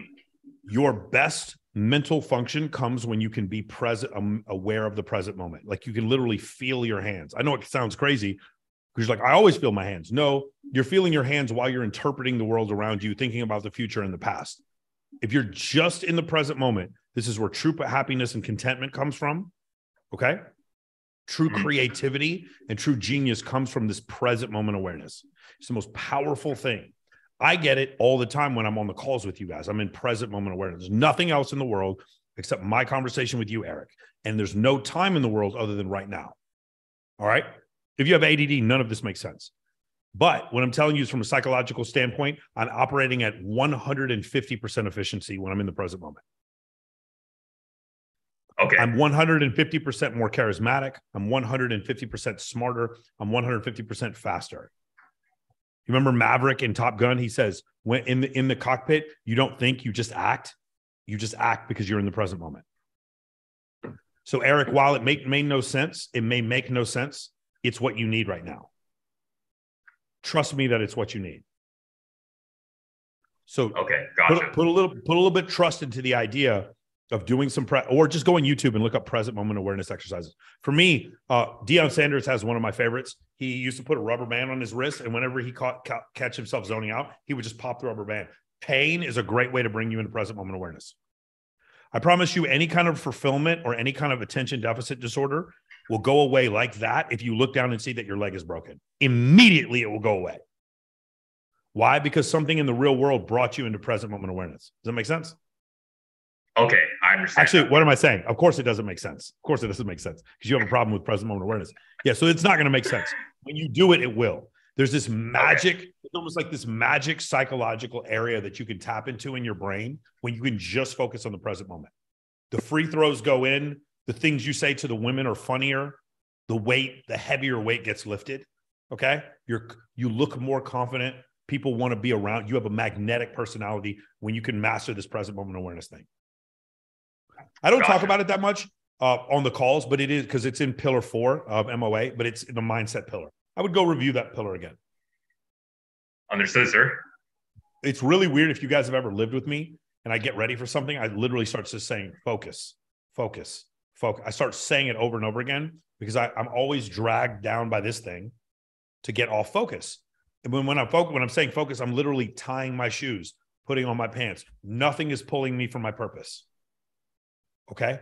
You're going to have a problem with that until you understand this present moment. The present moment awareness thing, it makes you more fulfilled. It brings you happiness and it makes you more productive. It's the key to everything. You don't have it right now. Just know in your mind, I don't have it, and it's something you need to get. Don't let it make sense. It's not going to make sense to you right now because you haven't experienced it yet. Okay? Okay, gotcha. Got it. Most people, a lot of people, when they read The Power of Now, it doesn't make any sense to them. It's because they haven't suffered enough. Alex, what's your question?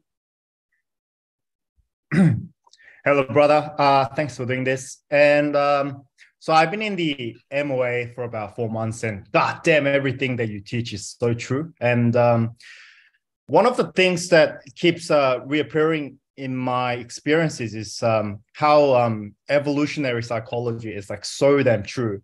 Everything that I'm motivated by and everything that I desire, in the end, it really comes down to like wanting, better sexual, what do you call it?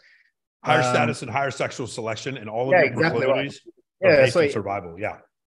And then how you talk about there is no free will, and everything really comes down from like biology and like evolutionary and all that. And so that makes me wonder, because you are, one of my biggest mentors for sure, what your stance on God is and how you feel like spiritually and stuff like that. My stance on God is that I believe in God, but God doesn't exist or not exist based on whether or not I believe in him. I believe like the best way to explain it would be like, if you look up the God of physics that Albert Einstein believed in, I have some serious problems with the Old Testament. There's so many instances where God apparently tells people to go murder other groups of people, rape all the women, and then save the virgins. And I'm not really in alignment with that, where God tells people apparently to take the women when they're on their period and move them to the outside skirts of the city because they're unclean. Don't know if I necessarily believe with that. So I believe the Old Testament is a somewhat perverted interpretation of God's word, or God doesn't have a word. But here's the main thing. what I know is this. When my mom prayed for me when I played football, and when the other guy I was playing against, his mom prayed for him, if I blew him up, that doesn't mean, it's not because my mom prayed for me harder. Okay. Yeah. And when you have a kid and you have two praying parents and their kid ends up with like a tumor on their kidney and ends up dying at 5 years old, it wasn't because you didn't pray hard enough. Yeah. I'm saying there's a level of randomness in this world. It's not, maybe it's God testing our faith. Maybe it's not. The point is, you can have a belief in God. That's your choice, Alex, but you can't expect him to come save you because he's not going to. Absolutely. And I'll give you 50 examples. When you were a member of when the Khmer Rouge take over Cambodia, what did they do to everyone who wore glasses, guys? Anybody remember? They killed all of them. If you wore glasses in Cambodia in the 1960s, they fucking killed you. Look it up if you don't believe me. What happened if you were a member, if you were a Hutu and you were a member of the Tutsi Party in Rwanda in 1992? Anybody want to know what happened to all of them? They killed all of you. They killed you. Murdered. They got murdered. Hey, what happened if you were a Polish Jew in 1939? The Nazis came in and they killed you, all of you. Didn't matter how much you prayed. At some point, Alex, you got to save yourself. If you were a person living in, during the last, up into the 1970s in China under Mao, what happened to those people as far as their food supply was concerned? Massive food shortages. Didn't matter how much you prayed to Buddha or Jesus. The fact of the matter is the world was out there to kill you, and you have to do things to take care of yourself. So my answer is, I believe in God, but I'm not going to proselytize to you to believe in God. What I am going to tell you is whatever your belief is, you better also have figure out a way to create a scalable business and to network with people who can help you in this world. Because I know this. I don't know which God is the true one, but I do know that networking is an evolutionary adaptation. Yeah. Right? Yeah. That's the best thing I would say. No one is coming to save you. God is not coming to save you. In the afterlife, God may be like, hey, man, all those fucked up things that happened to you, here's payback. You get these rewards. Thanks, God. But you're dead at that point. Because when I see you do all these empathy-based things, such as, donations, charity events, it makes me think that, okay, you really believe in the goodness of the world. What are the... No, I don't believe in the goodness of the world. I believe we're part of the most evil, fucking chaotic, incredibly violent, jealous species that's ever existed on this planet. But what's good is that the Magna Carta is what's good. The man creating a pact with other men to create civilization is what's actually good. For instance, cavemen did not have a law preventing murder. Right? It wasn't later until we had a civilization that could create laws. Alex, the statute of limitations on murder is what? Do you know what it is? Anybody have one? Anybody want to answer that? What's the statute of limitation on murder? Is it for life? Like it's for life. It's forever. There is no statute of limitations on murder. You know that? Maybe there's some country where there is, but there's a statute of limitations on a DUI, but there's not statute of limitations on murder. Also, aggravated rape, there's no statute of limitations. There's no statute of limitations on treason either. We understand as a civilization, there's these things that we know are bad and need to prevent. And so as a society, we choose that is bad and that is good. What religious people will tell you is like, well, how can you make that determination without God? And my response to that is, how the fuck did the Chinese do it? How the fuck did the Russians do it? How the fuck did the Egyptians do it? People have been making determinations about good or bad without a Judeo-Christian God for a long motherfucking time. Now, I happen to believe in the Judeo-Christian God, but that doesn't mean that I am so naive to believe that he's going to come over, wipe out all the Buddhists and all the fucking Orthodox and all the fucking Scientologists, because he's not going to do that. We're going to live on this carnal coil. What is it? It's not coil. The spiritual, what is it? Coil. Mortal coil. I'm going to live in this mortal coil, in this carnal existence for about 80 years, and then I'm going to die. And what happens to me during this life is a function of natural selection. It's a function of random chance, and it's a function of my own will and determination, which, by the way, I get from evolutionary psychology also. My determination is a function of my evolution. And then the results are going to happen because of that. Random chance, I could get pancreatic cancer and die next year. Random chance, right? This idea that I didn't pray hard enough or this only happened. Could you imagine if there was one religion that was like, well, we're Orthodox Christians and live in Eastern Europe, and we can all fucking fly and bring people back from the dead. Everyone would convert to that religion, dude. Everyone would convert immediately. But it doesn't work that way, right? It doesn't work because he's not coming to save you. So what is your depiction of God in your mind? Just curious about how you think. Yeah, my depiction of God would be somewhat of like a creator of the functions of this universe, or the four fundamental forces in the universe, and then occasionally like tweaking certain things. Like, let's just say, guys, please don't quote me on this. And I'm not saying I absolutely believe in this, but this would be an idea. Imagine you're programming a video game and you're watching the NPCs in the video game, and then occasionally you just want to do the like up, down, left, right code, and then a car just manifests in the middle of the video game. Do you understand what I'm saying? I feel like it's like that, but occasionally you put like some cheat codes in the game, and one of the cheat codes may have been Jesus Christ. Another cheat code may have been the Prophet Muhammad. Another cheat code may have been Mahatma Gandhi. These, you know what I'm saying? These may have been like super NPCs that are God put in the game in order to like change, to understand, and to sort of see where things were going. Does that make sense? Okay. That's it. But like if he's omnipotent, omnipresent, and omniscient, then in the end, whether he doesn't need our sacrifice or our food, he doesn't actually even need us to love him. He's omnipotent, right? These are when you read the Old Testament version of God, Old Testament God just looks like a jealous old man who wants to keep all the women to himself. I think that's the personification of a deity that's done incorrectly. No offense to any of you who are Christians or Jews. I just don't. When there are so many incredibly offensive things I read in the Old Testament that I just cannot stand by. And I say that as a religious person. Beautiful. Thanks for that. Yep, no problem. Uzo, what's your question? Hey, what's up, Mike? Wow. So things have gotten a little crazy since going on this program. And basically I went on a cruise and I have a different kind of problem. Basically, I went with just a simple approach of just, making friends, being the connector. I ended up with a group of about 20 people, including the people who perform in the cruise ship, become my friends. And I now had roughly, on an average, 9 girls around me all the time with raunchy photos that I can't put on social media. And I'm like, holy fuck. How do I juggle this? It's like a case of excess abundance. So I ran into a problem. Russ says you fucked every single person on the cruise, and then you come back and you're like, no. The problem I had was like, dude. No, I mean, I can send some photos to you, Mike. But the problem is kind of like.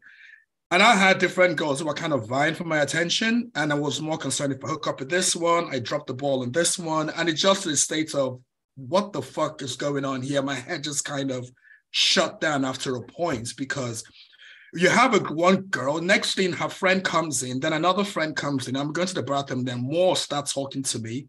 And I end up in a jacuzzi insulated by these girls that it may be one I may want to talk to is I can't get to her. So it's now, what's kind of your approach in juggling, the excess, if you will? Yeah. Like, so it's not excess. Like I just want to keep growing the pie. Like one of the things that I found, do you remember the story I told you about earlier about the 2 YouTube creators, and one of them wasn't popular and one of them was?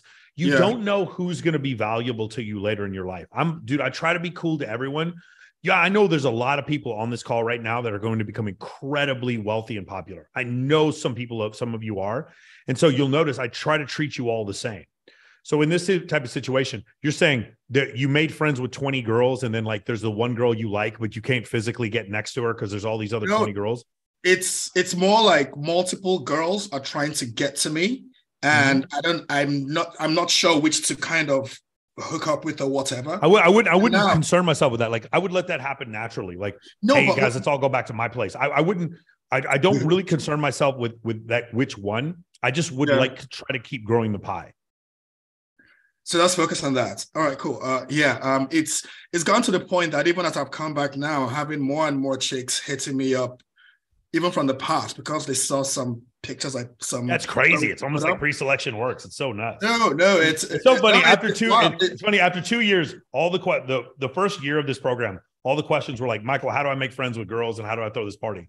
Now, most of the questions in MOA are, Michael, my female friends all want to have sex with me. What do I do? That's like half the questions I get now. And the thing is, I went to the cruise not knowing anyone, and I'm not kidding. I'm friends with an actress in London. I'm friends with, a renowned actress that is now my friend, and I have her info, and she follows me now on Instagram. And it's now like, I'm normally one girl hookup and all that. How the fuck do you handle 7, 8, 10? And this is just my first vacation outing after getting on the just social media. Just like one quick like on social media. That's all I do. Okay. That's it. Just to maintain that ball spinning. Yes. The easiest way for me to maintain a friendship with the most amount of people with the least amount of effort is for me to use IG story and IG reels. IG story. Okay. Just keep posting up and just doing that. Yes. Because they'll see you, because you're still top of mind. Oh, fucking hell. Okay, good. Gotcha. Mm-hmm. Yeah. Okay, thank you. I just wanted to say that it's a freaking, it kind of freaked me out a bit with the sheer number just on that cruise. And the party doesn't start till I show up. And anywhere I go, they'll just be following like this big crowd, and it kind of got uncomfortable. Brought me back to my promoter days. So that was just so incredible. These are like, for those of you who are new to MOA, these are half the questions I get now. It's like guys are like, hey man, so I was hanging out at my house with my girl, and these 3 other girls snuck in my room. What do I do? Like, these are half the questions I get now. All right. Awesome. And Emnol, what's your question? Hi. So here's the thing. My question is, how do you handle articulation, and how can you get better at it? Also having having English as your second language. Okay, so the thing for you is, because you have like one of the accents people want, I wouldn't worry too much about it. So a great example, I would follow Orangutan. Do you know who Orangutan is, Mike Tang? Yeah, I just started following him. Okay, so Orangutan started with a really, really thick Venezuelan accent, and now he still has an accent. And I tell him, don't lose this accent. I tell, because he wants to get better with his articulation, but he doesn't realize that like it creates character. People are more likely to listen to him speak than to listen to me speak, because he still has like really, his sentences make sense structurally, but he's got that Venezuelan accent. I would not lose it. You don't have an unattractive accent. Yeah, but here's the thing. Like, sometimes I just get stuck because of the accent. I have to repeat myself even sometimes like 5 times. Yeah, and I'm sure the women are like getting fucking wet in their vaginas while you're doing it. I wouldn't worry about this. Yeah, they giggle. This is not a problem, bro. You don't have a shitty accent. Okay. I would understand, like, to a certain extent, German is not as sexy, right? Yeah. Spanish, you're good. You really don't have a problem. It's just that now, as far as the articulation, just go on YouTube and then just work on articulation. Come on Zoom calls and then practice speaking slower, but getting everything right. Yeah, I do that on my job. I talk to almost everybody inside my circle and tend to like practice, even forcefully to some people, but it's just like I have some problems with like wording. I mean, some like words I cannot just get them. I know what it means. Then just keep speaking. I know how to. Okay. Just keep speaking. Yeah. Just keep speaking. It's just immersion in practice. That's going to be the best thing. But I don't think your accent's going to hold you back socially at all. Okay. Thank you. Yeah, that was. I think the insecurity is inside of you. It's not out here. We can all perfectly understand what you're saying. Stephen Roper, what's your second? Okay. Oh, did you have another question? Stephen, what's your question? Can you hear me? Yep. Oh, finally.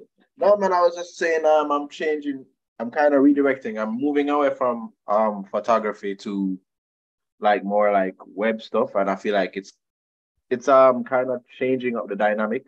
Because like, a bunch of girls came up to me the other day and they were like, oh, you're a photographer, and I was like, nah, I don't shoot anymore. I'm not really doing that thing. So I'm the question I have is to maintain that like social circle of like, usually I'd use photography to really just bring in a lot of women into my life.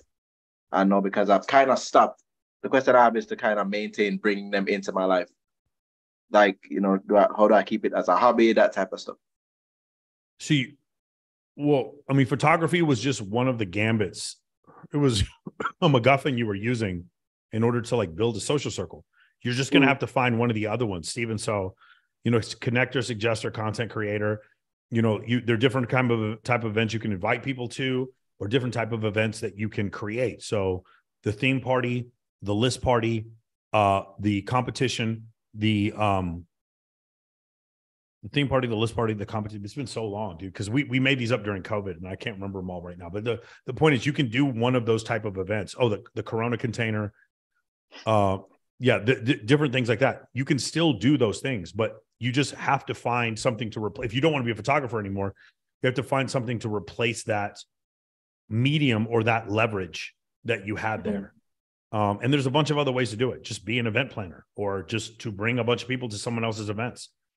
But you kind of have to do that. Like if you want to replace the thing about it is when people are like, well, Michael, I don't want to do this anymore. Then the alternative is, hardcore cold approach, which is fine, but you're going to see that your advancement is arithmetic and it's not geometric. It's like 1 and 1 and 1. And you're always going up against, because your approach in and of itself comes off, unless you're like incredibly good looking, or you just seem rich, or you're already famous, you are basically approaching women from the standpoint of, I have low status and I'm trying to paper over my low status with gain. Yeah. Right. Instead of when you were a photographer or you had some other MacGuffin, then that was part of the status that you were using. There is no easy answer, man. There is no easy answer. It's just the beginning of MOA. Fix your Instagram, build your list. Yeah, that'll take some time, man. Yep. But yeah, that's what you got to do. Jose Nunez. Can you hear me? Yep. Hey, how you doing, man? I just want to make an input about the present moment thing that you mentioned. And it's actually very true, and I actually experienced this multiple times in my life. What you're experiencing is actually raising your state of consciousness.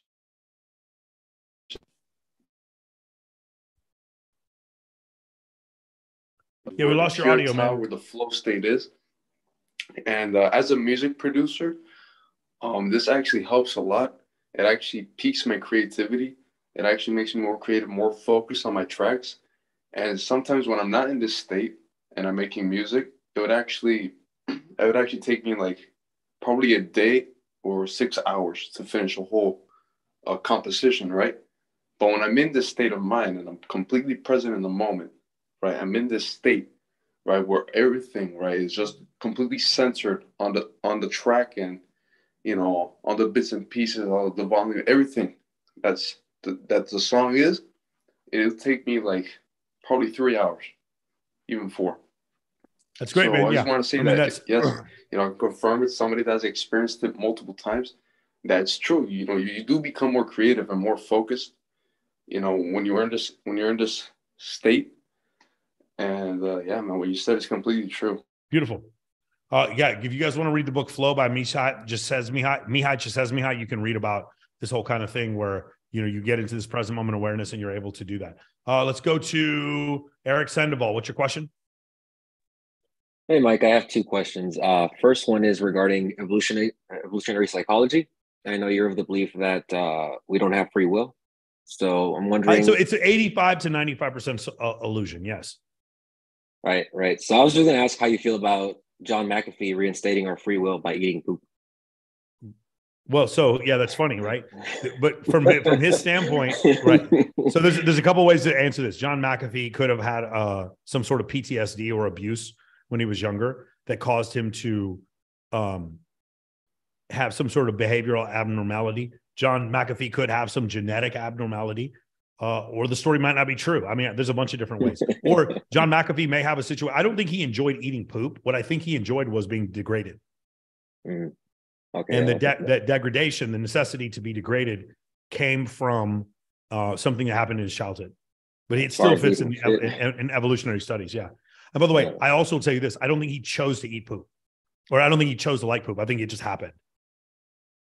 As he chose to be degraded, he kind of just grew a taste for it. Correct. But he did not have a choice to want to be degraded. Whatever happened to him in his childhood caused that. Right. Cool. My second question is when you're preparing for your podcasts and you're coming up with questions, especially for guests where you don't really have a lot of information on, how do you come up with the questions there? So I have a generic set for female influencer. It's the one I use for Talia Paris. And then I have, I'll usually find something on their TikTok or something on their reels where they talk about something and then just try to pull it from there or try to find common friends. Okay. Usually they'll start talking. You'll hit the oil well at some point, and they'll fucking tell you everything. Okay. Cool. Yep. Cool. So Talia Paris, you said, right? Yep. Cool. Hamza, what's your question? Sorry about that for a second. Can you hear me? Yep. Yeah. So basically, before I ask my question, I wanted to say that like I basically grew up on RSD's content. I did a bunch of cold approach pickup, and like your commentary on like you're doing cold approach from a more low status place is it's pretty spot on based off of my own experiences. Yeah. And by the way, you need to do that at some point because you are low status. I get why you have to do it. Yeah. The problem is, hey, how do I fix my, insecurities? Cold approach. Go approach more. How do I advance myself as far as my communication? Go cold approach more. How do I get better with women? Go cold approach. No, that's not the answer. There was another answer. What should you do? Cold approach in order to build a skill set that helps you with other parts of your life. That made way more sense. And guys weren't doing that. Yeah, actually, funny enough that you say that. My question actually is like, I've done basically like 300 to like 500 cold approaches, like 300 minimum. Honestly, I mean, you've seen this shit in this community. It's kind of like you kind of lose track after you do 20 approaches per night, 3 to 4 nights per week. Yeah. But like, even after doing all these cold approaches, it's like I'm still having these insecurities, and it's gotten a lot better ever since like I've been reading this book, Self Therapy by Jay Early. Like, but I still have these like insecurities of like, I feel like I guess I'm not enough, and I feel this sense of like wanting validation from others or from men and women that have social value. And what's the other thing? Like, and I have a deep fear of being alone for some odd reason, even though like most of my life and you're right. And cold approach pickup doesn't fix that. Correct. Yeah, you're right. Yeah. What do I do? Like, what do you recommend? Yeah, so networking as an evolutionary adaptation is what I would recommend, right? Abundance. Like having finding abundance in yourself, right? So we build up our own self-worth. We do that from, Rollo would say money, muscles, game, your physique, the accomplishments that you have, which can lead to money, your charisma, those things can lead to your internal self-worth. When that internal self-worth is high, then a woman doesn't need to come in and fill your loneliness. Right. She doesn't need to come and do that. So that's the problem is you're not better. It's like watching Charles Barkley. Charles Barkley never won an NBA championship, but he's happy. There's a lot of guys who have won several NBA championships that aren't happy. He was happy before and he would have been happy after. I'm happy before the success. If I had $50 million more than I have right now, I would still live in this building.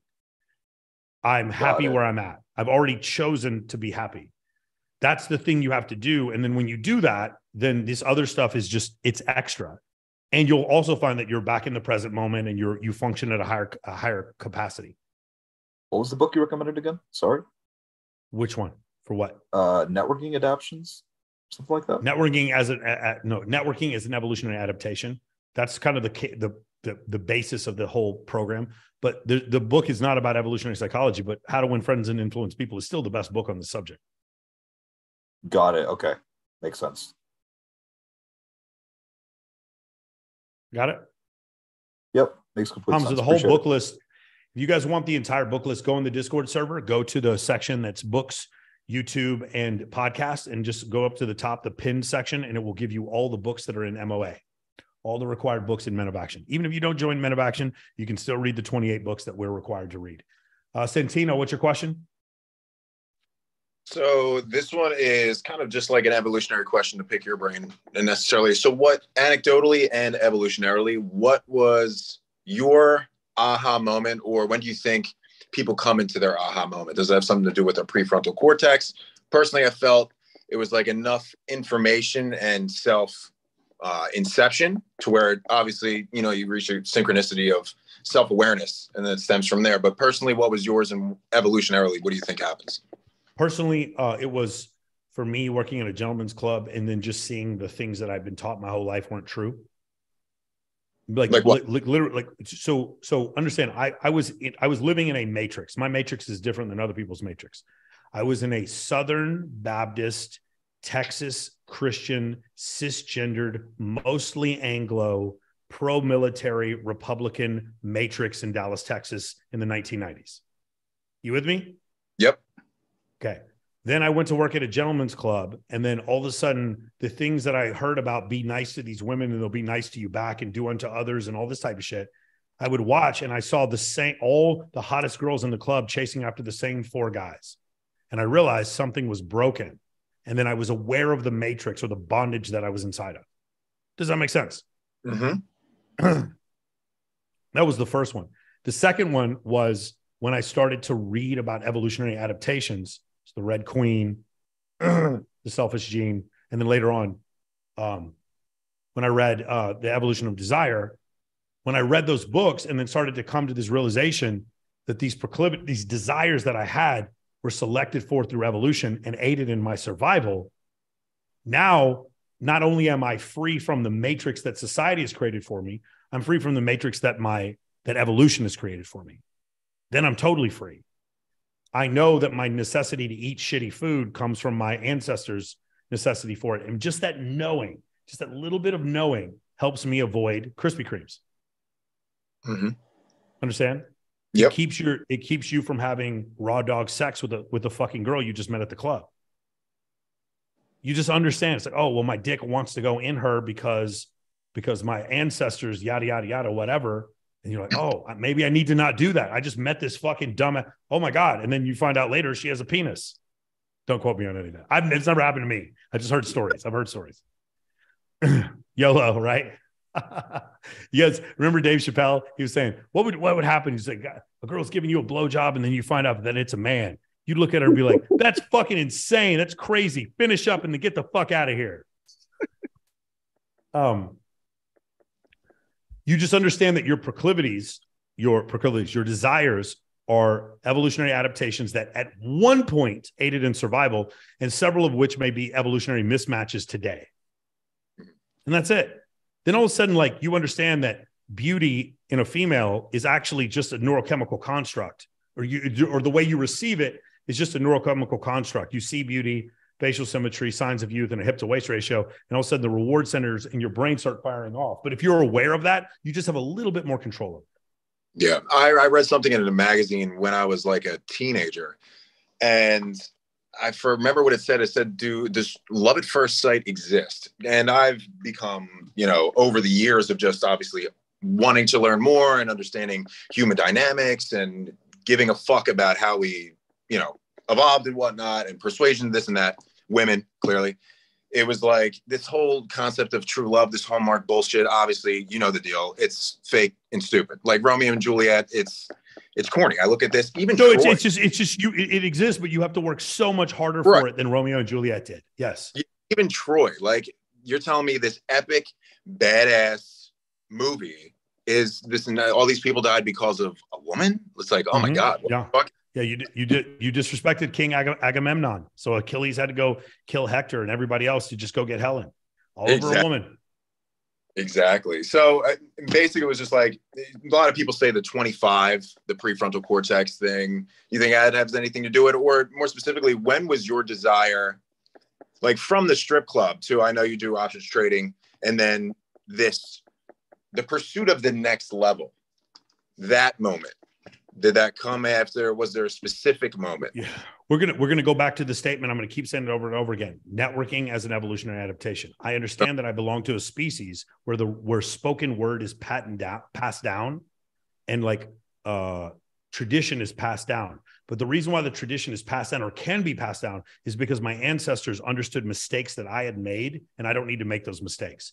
A large example, a massive example would be don't put your hand in the fire. A smaller example would be Dale Carnegie writing the book, How to Win Friends and Influence People. It's still relevant today as it was when he wrote the book, right? So evolution. So it's funny. I'm networking with Dale Carnegie. Dale Carnegie's dead. His real name wasn't Dale Carnegie. Most of his life, he was a sham, whatever.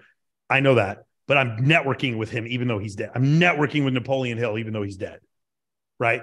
He's passing down this information to me. I'm taking up that torch and I'm moving forward with it because that's what my ancestors did and do.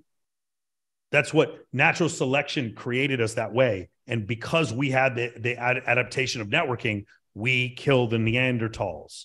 We killed Homo australis. We killed Homo habilis. We killed the fucking elephants, the lions, the tigers, the bears, and all the other predators on this planet. That was the advantage that we had. We could tell each other stories and network with one another. So why don't I just do the same thing, except with Cole Gordon and Ty Lopez, and make a few $1 million? Understand? Absolutely. Mentors, just do the same thing. I was evolution, natural selection created me to listen to mentors and created me to be a mentor at some point also. Why don't I just do this and make a few $1 million too? Why don't we all do this? Why don't we start listening to people who are smarter than us in certain areas? We were adapted for that. Your dogs can't do that. Monkeys can do that. There are some primates that are able to pass down. Don't go here, go here. There's warnings, whatever. For the most part, you can't. They're not able to pass down a verbal word. Yeah. Here, brother. And yeah, the back to the love, does true love exist at first light, whatever the fucking term is. But it was basically saying technically, yes, because if they check all of those boxes for a perfect mate, for what us as humans and high status males want as well, and, childbearing and an ideal family, technically that spark of attraction, knowing at a future point that they have all these criterias, it technically exists. I was like, no, the reward center is firing like it's true love. But here's what love is, okay? Love is not in a relationship. Love in the context of a relationship. And by the way, you can love your guy friends too, if they're down for, like, love my brothers that I went to war with. In the context, love is not based on when things are good. It's based on when things are bad. It's based on when there's a challenge. I had a conversation with a successful guy the other day. He was like, yeah, a lot of my guy friends, they don't hang out with me anymore, blah, blah, blah. I lost some money and I don't throw these parties anymore. And they just don't answer they don't pick up the phone when I call them. And I was like, these guys that you hang out with, were you doing a bunch of coke with them and fucking prostitutes together? And he's like, yeah, of course. I was like, yeah, that's exactly right. Like this wasn't like, they weren't friends with you through the bad times. They were only friends with you through the good times. Your friends and the person you have true love with is there through the bad times. You guys understand? And what we do instead is we're in love because she has big titties. Not because she was there through the bad times, because she has a nice ass, not because she was there through the bad times. We confuse that feeling, that incredible lust feeling for love. And we're so naive, and some of us so young to not recognize we've never actually experienced love before. Love happens because of the bad times. Love is manifested and shown through the bad times. Lust and fun and partiness is shown through the good times. I have a lot of really great friends that I love. I party with them in Miami, and I'm not giving any of them my kidney. None of them. Okay? Yeah, man. Makes sense. Thank you, sir. The trick is when you get an MOA, go look at the section about circles. Then we talk about this is the inner circle, then circle 2, circle 3, circle 4, and circle 5 is like people that you avoid. Okay. I think similar step. Change my circle. My man. Beautiful. Awesome. Jordan, what's your question? Jordan, Sweden.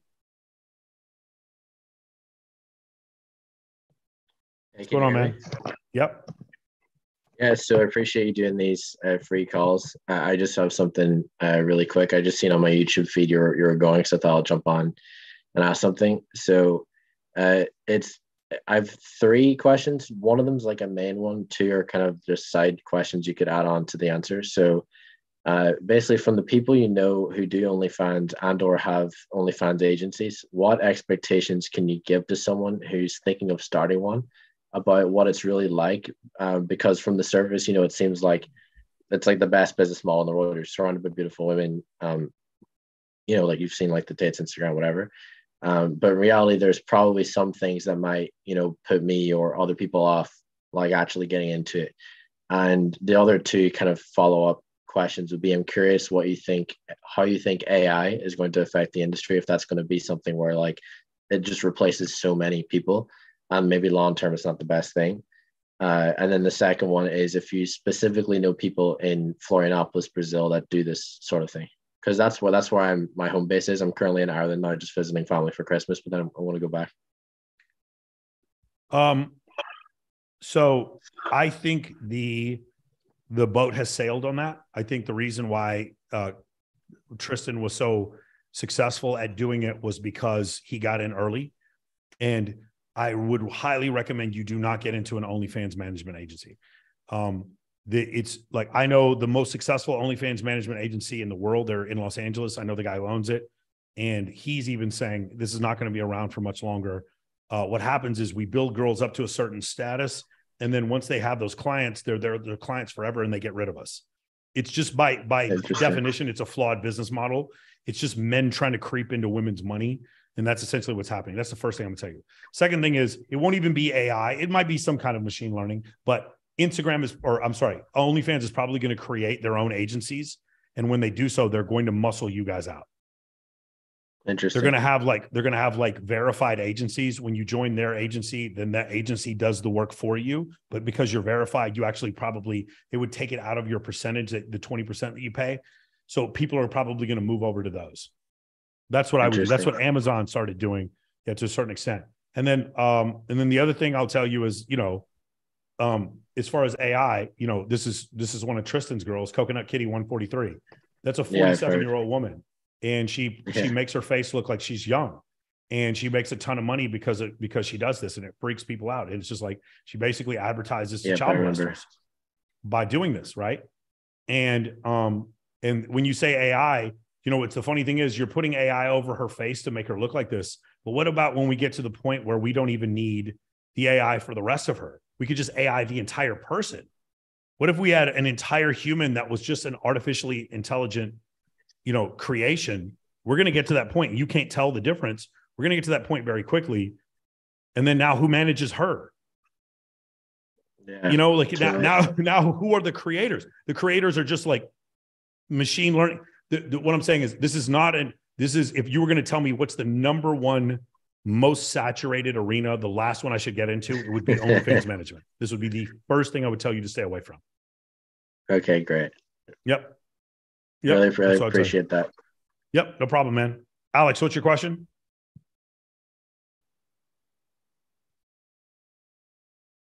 All right. I think a lot of us are probably guilty of this. When you consume a lot of self-help content, you end up just watching it, and you're just like so full of information, and you're not able to execute those lessons before you get another concept in, new concept. So I'd love to know in your life, Michael, because you are executing hard as hell right now. So I want to know, like, what's the ratio in terms of getting in new information, and then you're executing and you're just going about your life, building business. I know you always utilize the free time when you're, exercising in the gym, driving, you're listening to audiobooks. But other than that, do you ever dedicate your time to learning new material? And I do it all the time, but I have to put something into practice. By the way, Fitness Club is saying the OnlyFans is not going to die. I did not say OnlyFans was going to die. I said OnlyFans agencies, because it's so saturated, you're not going to see a lot of them be successful. It's going to be like, if it's that successful, then just go be a sports agent. No, it's hard because that whole industry is saturated. Go be a real estate agent. Guys, do you know that there are 1.4 million registered agents in the United States, and like something like 900,000 of the 1.4 million haven't made a single sale? No, it's just it's a flooded fucking market. That's what's going on. That's what my complaint was before. Go back to what you said, Alex. The answer is you need to take action on every single thing you learn. Okay? It's not a long answer. It's a short answer. If there's a bunch of things that you're learning in self-help, the ones that stick have some emotional, they have stakes to them. They have some emotional backing behind them. They're gonna mean something if you learn something from them. You're gonna learn something from them when you take an action. Does that make sense? Did we lose you? Yeah, internet's breaking off, unfortunately. Okay. Yeah. So it's a new technique you see, and then you immediately do it. It's called speed of implementation. Okay. No worries. Does that make sense? No worries. You can't hear me? I actually didn't catch anything that you said until that speed sentence. Of implementation. Speed of implementation. Okay, no worries. Beautiful. Thank you. You'll grasp the idea when you take action. So what does another idea is to teach the idea to another person that will help you solidify it in your mind. Mm-hmm.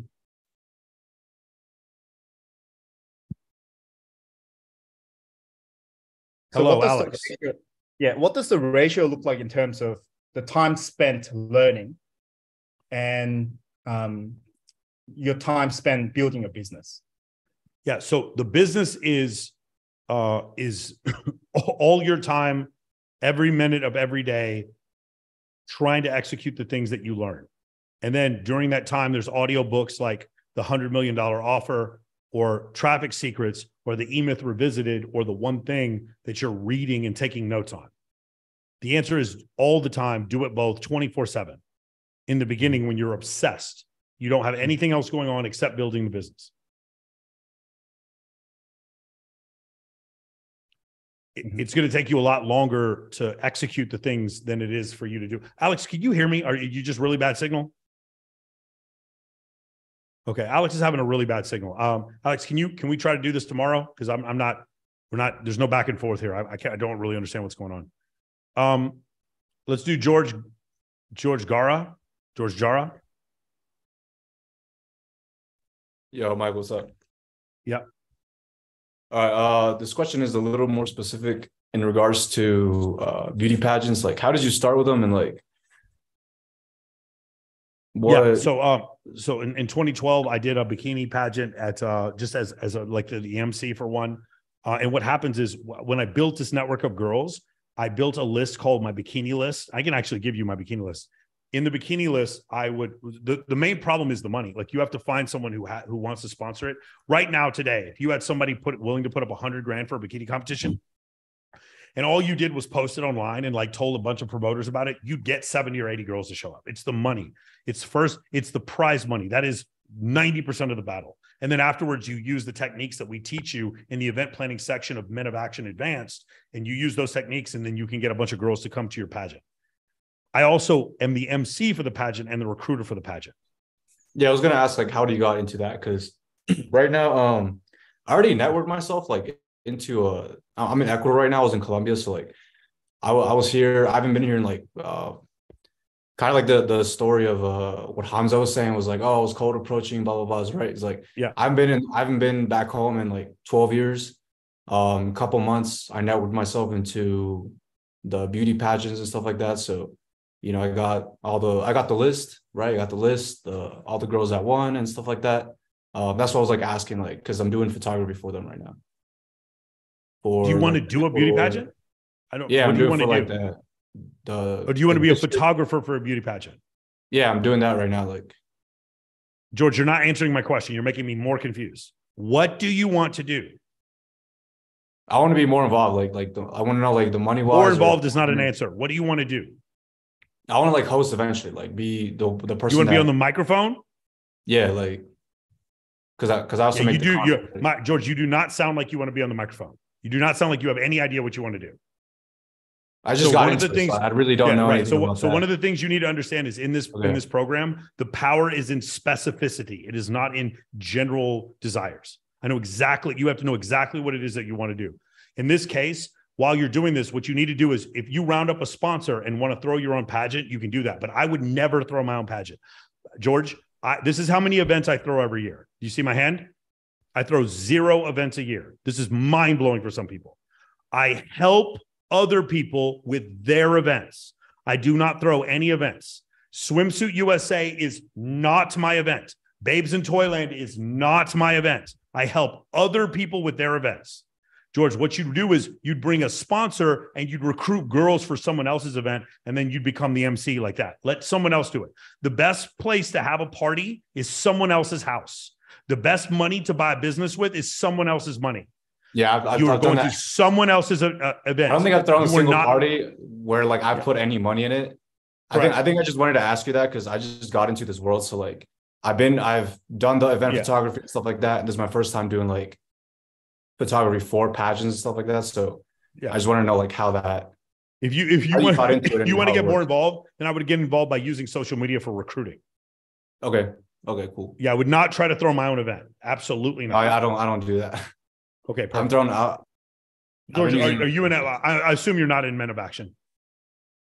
No, but I've done the social circle thing, like. Right. Well, I mean, we don't just teach social circle. We don't teach you social circle. We teach you how to walk into a club with 70 girls. We don't just teach those. Other people teach social circle. What we teach is a little bit more powerful than that. But yeah, no, I understand. So I would, if I was you, I would consider getting into the recruiting side. That's what we teach in the event planning section of Men of Action. I would get involved in the content creation side. That's what we teach in the social networking part of Men of Action. All those different things are answered in the program. Cool. If you have any specific questions, though, you can always ask me and I can answer them for you. But I'll tell you what I did was I recruited for bikini competitions. Then they asked me to be the host. That's the answer. All right. I recruited for bikini competitions because my Instagram was set up for me to recruit. Okay, I think mine's not as good as yours, but it's like it's been getting closer. Okay, cool. And if you're looking for Instagrams to copy, join the Discord server, go in the social media section, go to the pinned things up at the top. You can see 20 examples of Instagrams, and some of them are specifically for recruiting. Okay. I mean, you every time you look at mine, you say it's good. So like, okay, perfect. All right, man. Thank you. Cool. Jose Nunez, what's your question? Can you guys hear me? Yep. We're good? All right. So, yeah, man, I know I'm getting off topic, but I just love talking about this. And I actually want to give tips to people who want to enter the present moment, right? So what I recommend is like a full-blown like exercise that I do. So it's 20 minutes of guided meditation. There'll be a breathing exercise or breath work. And then I'd actually sit down for like 10 or 5 minutes, and I'll try to like feel my body parts.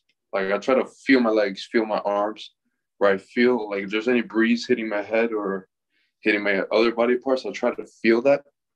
I try to pay attention to the other sounds, like if there's cars passing by, if there's birds or there's planes flying, I'll try to pay attention to those sounds. And also be intentional with everything too. So like, for example, you're gonna walk to the bathroom and you're opening the door. Try to like, I don't know, pay attention to how you're walking and how you're opening the door too. Yeah, Jose, yeah, for sure. Guys, read The Power of Now by Eckhart Tolle. That's what I would recommend you do. There's also a ton of YouTube videos on this. I appreciate it, man. Thank you. Let's keep going here. Hamza, what's your question? Yeah, so basically my question is like, I guess coming from a more cold approach background, like I guess the way I see like getting my quote unquote dream girl, like I almost see it like you gotta have sex with the 7s, then the 8s. Is that the wrong mentality? Or can you just go straight to the top? That's not the right mentality. The mentality is grow all of it. You're asking me, how do I make my right bicep bigger? And I'm telling you, get in the gym and work out your whole body. Okay. Okay. we can't turn off the recording. Fuck, I wish we could turn off the recording. Okay, so Hamza, one of the things is if you do join MOA, we go on the recordings on the Sunday, Tuesday, and Thursday call. I turn the recording off and I tell you real dark and dirty shit on how this stuff actually works. But I'm going to try to give you the YouTube version of it. Ready? The YouTube version of it is this. You have a big enough group, they choose you. Got it? There's no 7s, 8s, and 9s. They choose you. Got it? Okay, cool. There you go. What the fuck, dude? This is scary. There's a fucking ghost in here. Wow, they reset my fucking. That's so weird. Well, guys, I'm haunted.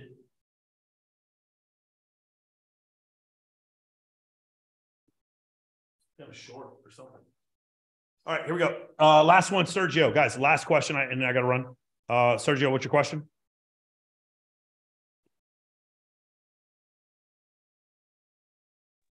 Cool. Am I unmuted? Awesome. Hey, Mike, what's up? So, first thing, the Discord chat. I saw a link here and I can't get into it. Is there another link? Can anybody post a link? Somebody try to do that for him. Please. Oh, so I just ran across. I just ran across you about a month ago. I actually know a couple of people you talk about. I'm here in Vegas, and I'm your age. I know Michael Mata, and I know Gav Kwok, and I was just wondering, what are the advantages of joining your program, being a Vegas local? Does anybody who is in Vegas want to talk about that? Hey, you've talked to Michael about it already, right? Yeah, I called him. I texted with him the other day, but he didn't say much. It's just like, oh yeah, it's cool, man. That's it. So the advantages are probably more for Las Vegas than any other place, because all of the events that I throw here, you can come to. Also, immersion, you don't have to like go anywhere to be part of immersion. The advantages are you get invited to this, Sergio, like what's on your screen right here. These are the advantages. This is in Vegas. The advantage is you do the Vegas things in Vegas. Does that make sense? Gotcha. The advantage is I teach you specific, like the stuff that I teach as far as like getting into places, it's more relevant for you. So now I'm sitting here and I'm singing on stage with a bunch of playmates, and standing behind me is Dan Bilzerian. That's what's the difference is for taking the course here. You understand? Yep. The difference here is the bikini competition is here. The difference is here. Like the difference is here. Like this is in Vegas. So like you wanted an example. Here's a visual representation of what it's like to do MOA in Las Vegas. It's on your screen right there. See it? I see you. Yeah. Thanks, bro. Like this is not theoretical either. This is an actual visible representation of what happens here. Okay. Cool. So that would be the best way to explain it. But like in general, the program works because we help you build your social circle, and we teach you networking as an evolutionary adaptation. So the pillars are social network. It goes high status networking. Then it's entrepreneurship, leadership, mindset. Then it's social networking. Then it's event planning, evolutionary psychology, critical thinking, and winning mindset. Those are the pillars in the program. There's 114 modules. There's 11 pillars in the program. When you go through all of them, you have a full understanding. It's like, what are these things that I can do to increase my level of status so that I have a superior networking ability that helps me with my dating life, my job, my ability to raise capital, my ability to find sponsors, and my ability to make more money, my ability to build a sales funnel, and my ability to manage my social media. Super cool. Does that make sense? Super cool. Yeah, no, and you didn't give any pricing structures, right? You gotta like, I was hearing. No, you have to call. Stuff. Yeah, you have to call. Yeah, I got you, man. No, man, I run a marketing agency here. So, anyways, to on the OnlyFans, I tried to, because I do this all day. We try to grow. It's just freaking, for the guys that were saying it, it's uphill battle, man. Even if you get 10,000 Instagram followers and whatever, you get shadow banned, anything, Twitter, everywhere. It's impossible, dude. So yeah, just from an experiential point of view, that helps the guys. Yeah, I think the organic growth stage of OnlyFans is over, and we're kind of at we're at the pay to play stage. Girls are growing on OnlyFans by doing collabs. but the collabs cost money, and paying you as a OnlyFans agency to do collabs is a waste of time. Like, what's her name? The worst thing that could ever happen to these OnlyFans agencies is girls like Isabella James, Spiritual Bimbo, and Kindly Myers. They're teaching women how to manage themselves, so they don't need the agencies anymore. And it's becoming disastrous. Literally, somebody at a huge OnlyFans agency was telling me, we don't want Kindly Myers because she does a better job of managing herself than we do. And because she reaches out and she does her own collabs, girls would rather collab with Kindly than collab with the agency. And so now she has a massive advantage. And that's how she grows her Instagram. Or I'm sorry, that's how she grows her OnlyFans. It's becoming, like you said, it's a very uphill battle. It's an uphill battle. Yeah, no, I mean, I run marketing for other stuff, but we tried that, and yeah, it's definitely, don't even try it. Very difficult. All right, Joel Williams, what's your question? Thank you, man. Thanks for the call, Thanks. Sergio. All right, man. I'll reach out. Who do I reach out to just opt in on the website or what? Look at what I just posted in the chat. All these Click guys. Is that click yours? the link in the chat. There's a ton of them. Yeah. Just click the most recent link in the chat, any one of them. Yeah, cool. All right, anyway, the Discord worked. Thanks. Thank you. Beautiful. Bye, Brad. Awesome. Joel. Hey, thanks for letting me ask the question. But basically what I was just curious about was, do you feel like you have to solidify events or have real events to solidify friendships with the girls, like actually invite them there? Or no, you have to have, it's a cheat code. Having the events is a very easy way to get girls who normally wouldn't pay any attention to you to pay attention to you. So if I were to take you with a generic male Instagram, and then I would say, okay, go message these 100 girls that are super high influence, none of them would respond to you. But if I were to say, okay, fix your Instagram to show that you have access to scarce resources, and then invite them to go on the red carpet for the Maxa party, now we go from 0% to maybe 5 or 10%. And then as you continue to do that, some of those girls follow you, then that number is going to go 10%, 15%, 20% are going to respond to you. Now, amongst those 20%, we're dealing with the 20% of the most attractive women, or rather, maybe not the most attractive, but the women that get the most attention on social media. When they're following you, and now you have videos and pictures, irrefutable visual evidence of those girls with you, now that number goes 25%, 30%. You understand? Yeah, and then a follow-up question, like say, because I have a video of me, like for example, on a yacht with some girls that are like dancing and stuff like that. But like, how do you need 50 of those videos? But how do you need to come out once every other day? Yeah. But how do you, like, let's say there's some girls that may look at you in a different way, or like try to call you out for like being cool. Anybody here who had been called out for your pre-selection shit want to speak up? Raj, any of you guys? This is what Joel, I get this question every week. Guys, go ahead and talk to them. Girls talk. What's rule number one? Explain to them rule number one. Not step number one, rule number one, guys. Unmute yourselves. Girls want pre-selection. Girls complain about pre-selection. What do you do?